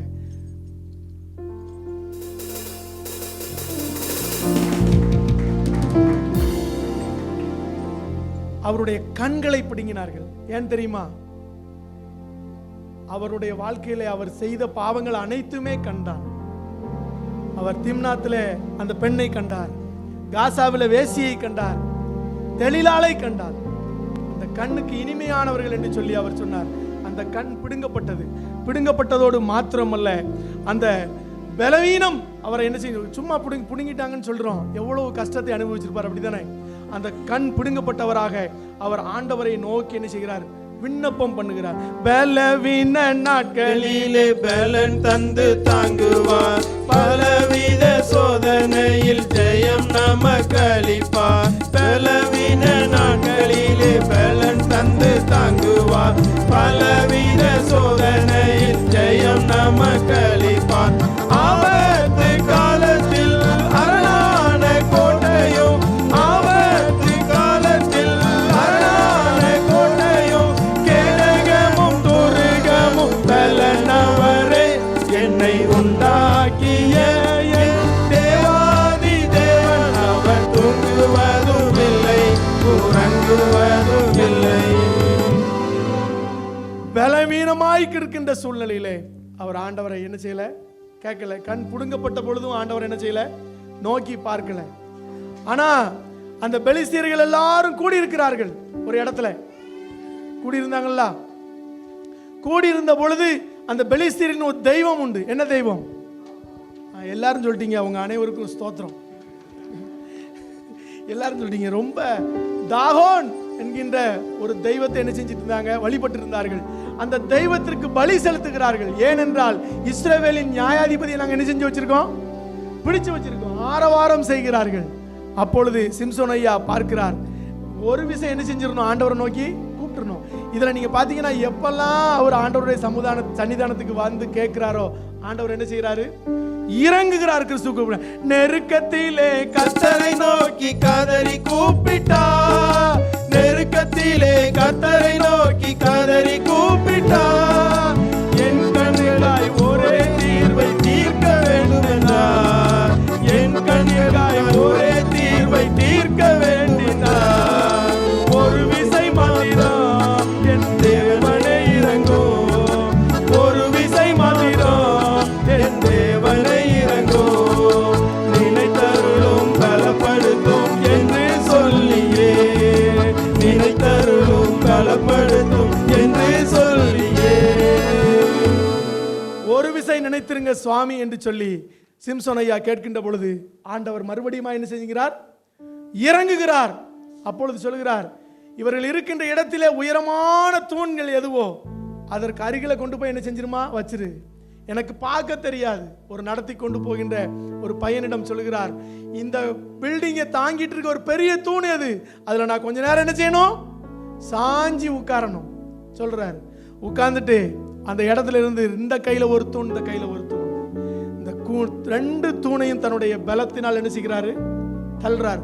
நீங்க இந்த பகுதியை நீங்க வாசிக்கும் போது பாத்தீங்கன்னா, ஆண்டவர் இறங்கினார்னு அங்க இருக்காது. மற்ற எல்லா இடத்துலையும் கர்த்தருடைய ஆவி இறங்கும். இந்த இடத்துல அவர் கெஞ்சிருப்பார். ஏன்னா அவருடைய ஆவி ஆல்ரெடி வந்துட்டு, ஏன்னா நான் அதுக்கு முன்னால் உள்ள அந்த நிறைய நேரம்லாம் சொல்கிறேன், அவருடைய முடி மீண்டும் தளிர்க்கும். அந்த வசனத்தை நீங்கள் வாசித்து பார்த்தீங்கன்னா தெரியும். தளிர்க்கும் போதே சிம்சோன் ஐயாவுக்கு பலமும் வந்து விட்டது. மீண்டும் கர்த்தர் இறங்கவில்லை.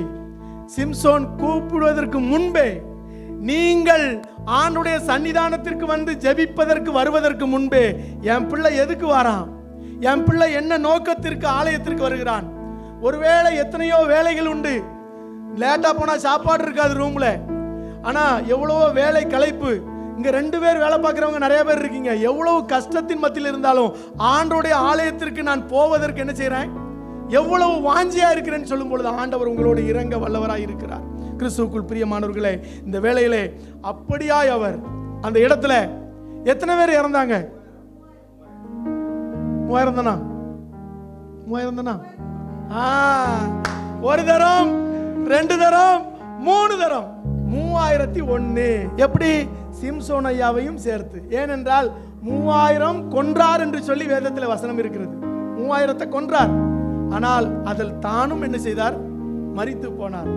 ஆனால் அது ஒரு தற்கொலை மரணமாக நம்ம குறிப்பிடப்படவில்லை. ஏனென்றால் எபிரேயரின் புஸ்தகத்தில் விசுவாச வீரர்களின் பட்டியலில் யாருடைய பெயர் இருக்கிறது? சிம்சோன் ஐயாவுடைய பெயர் என்ன செய்கிறது? இருக்கிறது. இங்க இருக்கிற உங்களுடைய பெயரெல்லாம் இருக்கா?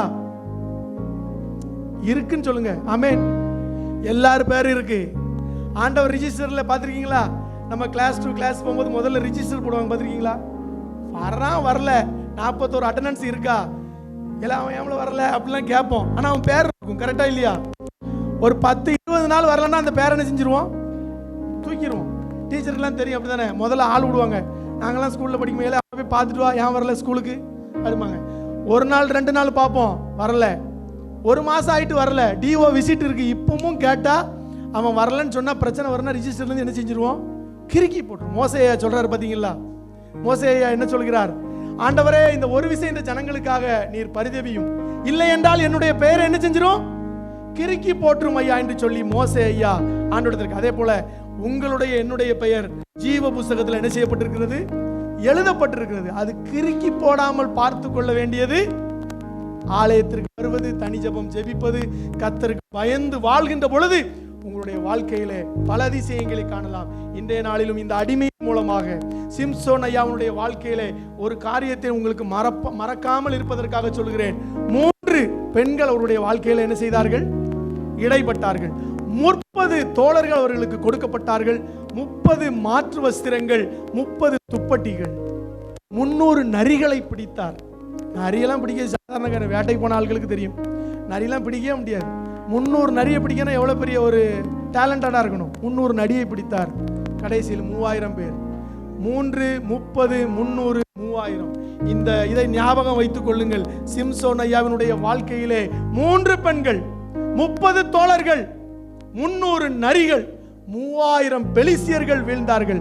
அது மட்டுமல்ல, 3000 யூதர்கள் ஏத்தான் கண்மலையில இருந்த சிம்சோன் ஐயாவை காண்பதற்காக என்ன செய்தார்கள்?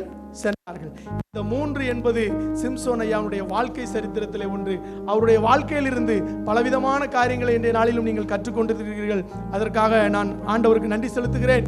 இந்த நாளிலும் இப்படிப்பட்டதான வாய்ப்பை தந்த அன்பு போதக பிதா அவர்களுக்கும் அருமையான அம்மா அவர்களுக்கும், இந்த சபையில் இருக்கின்ற சேகரக்குரு உறுப்பினர்கள், ஒவ்வொரு அங்கத்தினர்கள், சகோதரர்கள், சகோதரிகள், சிறு பிள்ளைகள், உங்கள் அனைவருக்கும் எனது சார்பாக, எனது குழுவின் சார்பாக நன்றியை தெரிவித்துக் கொள்கிறேன். இந்த அருமையான அன்பு சகோதரர் பேர் கேட்டீங்கன்னா சத்திய வேதன். என்ன பேரு? சத்திய வேதத்தை தினம் தியானி, சகல பேர்க்கும் அபிமானி. ஊழியக்கார குடும்பம், தாய் தந்தையர்கள் மிஷினரியாக ஊழியம் பார்த்து வருகிறார்கள். இங்க வேலை பார்க்குறாங்க. வேலை பார்த்தாலும் அவங்க ஆண்டோடைய ஊழியத்திற்காக நான் கூப்பிடும் பொழுதெல்லாம் வருவார்கள்.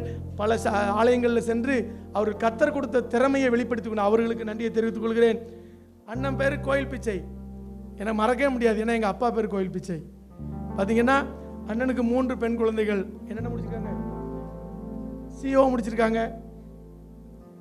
சிஎஸ் படிச்சுக்கிட்டு இருக்காங்க. பெரிய படிப்பு. ஏன்னா அவர்களும் எங்களுடைய சார்ஜ் ஆலயத்தில் அவங்க தான் பேடிஸ்ட்டு, ஆண்டவருக்கென்று ஊழியம் செய்வதற்கு வாஞ்சியா இருக்கிற அவர்களுக்கும் நன்றியை தெரிவித்துக் கொள்கிறேன். ஜவஹர் நான் சொல்கிறேன், துபாய் திருச்சபையினுடைய போதக பிதாவினுடைய கூட பிறந்த சகோதரர். ஜவஹர்லால் அவர்களுக்கும் நன்றியை தெரிவித்துக் கொள்கிறேன். என் அருமை தம்பி ராபின் அவரும் கிடைக்கின்ற நேரங்களில் என்னுடைய முகாமூலியத்தில் கலந்து கொள்வார். அவரும் இப்படிப்பட்டதான இடங்களுக்கு வந்து ஆண்டவருடைய நாமத்தை மகிமைப்படுத்த நன்றியை தெரிவித்துக் கொள்கிறேன். முக்கியமாக இந்த திருச்சபையிலே ஒளிபெருக்கி அனுப்பி தந்த உங்கள் அனைவருக்கும், புகைப்படம் எடுக்கின்றவர்களுக்கும், இவ்வளவு நேரம் இந்த இடத்துல இருந்து என்னை ஊக்குவித்தவர்களுக்கும் உங்களுக்கு நன்றியை தெரிவித்து ஒரு மங்கள பாட்டு, கடைசியாக ஒரு மங்கள பாட்டு படிச்சிருவோமா? எல்லாரும் உற்சாகமாக கரங்களை தட்டி என்னோடு இணைந்து நாம் பாடுவோம். தந்தையாய் மானிடத்தை காப்போனுக்கு மங்களம், மைந்தனல் மீட்பராம் கிறிஸ்துவுக்கு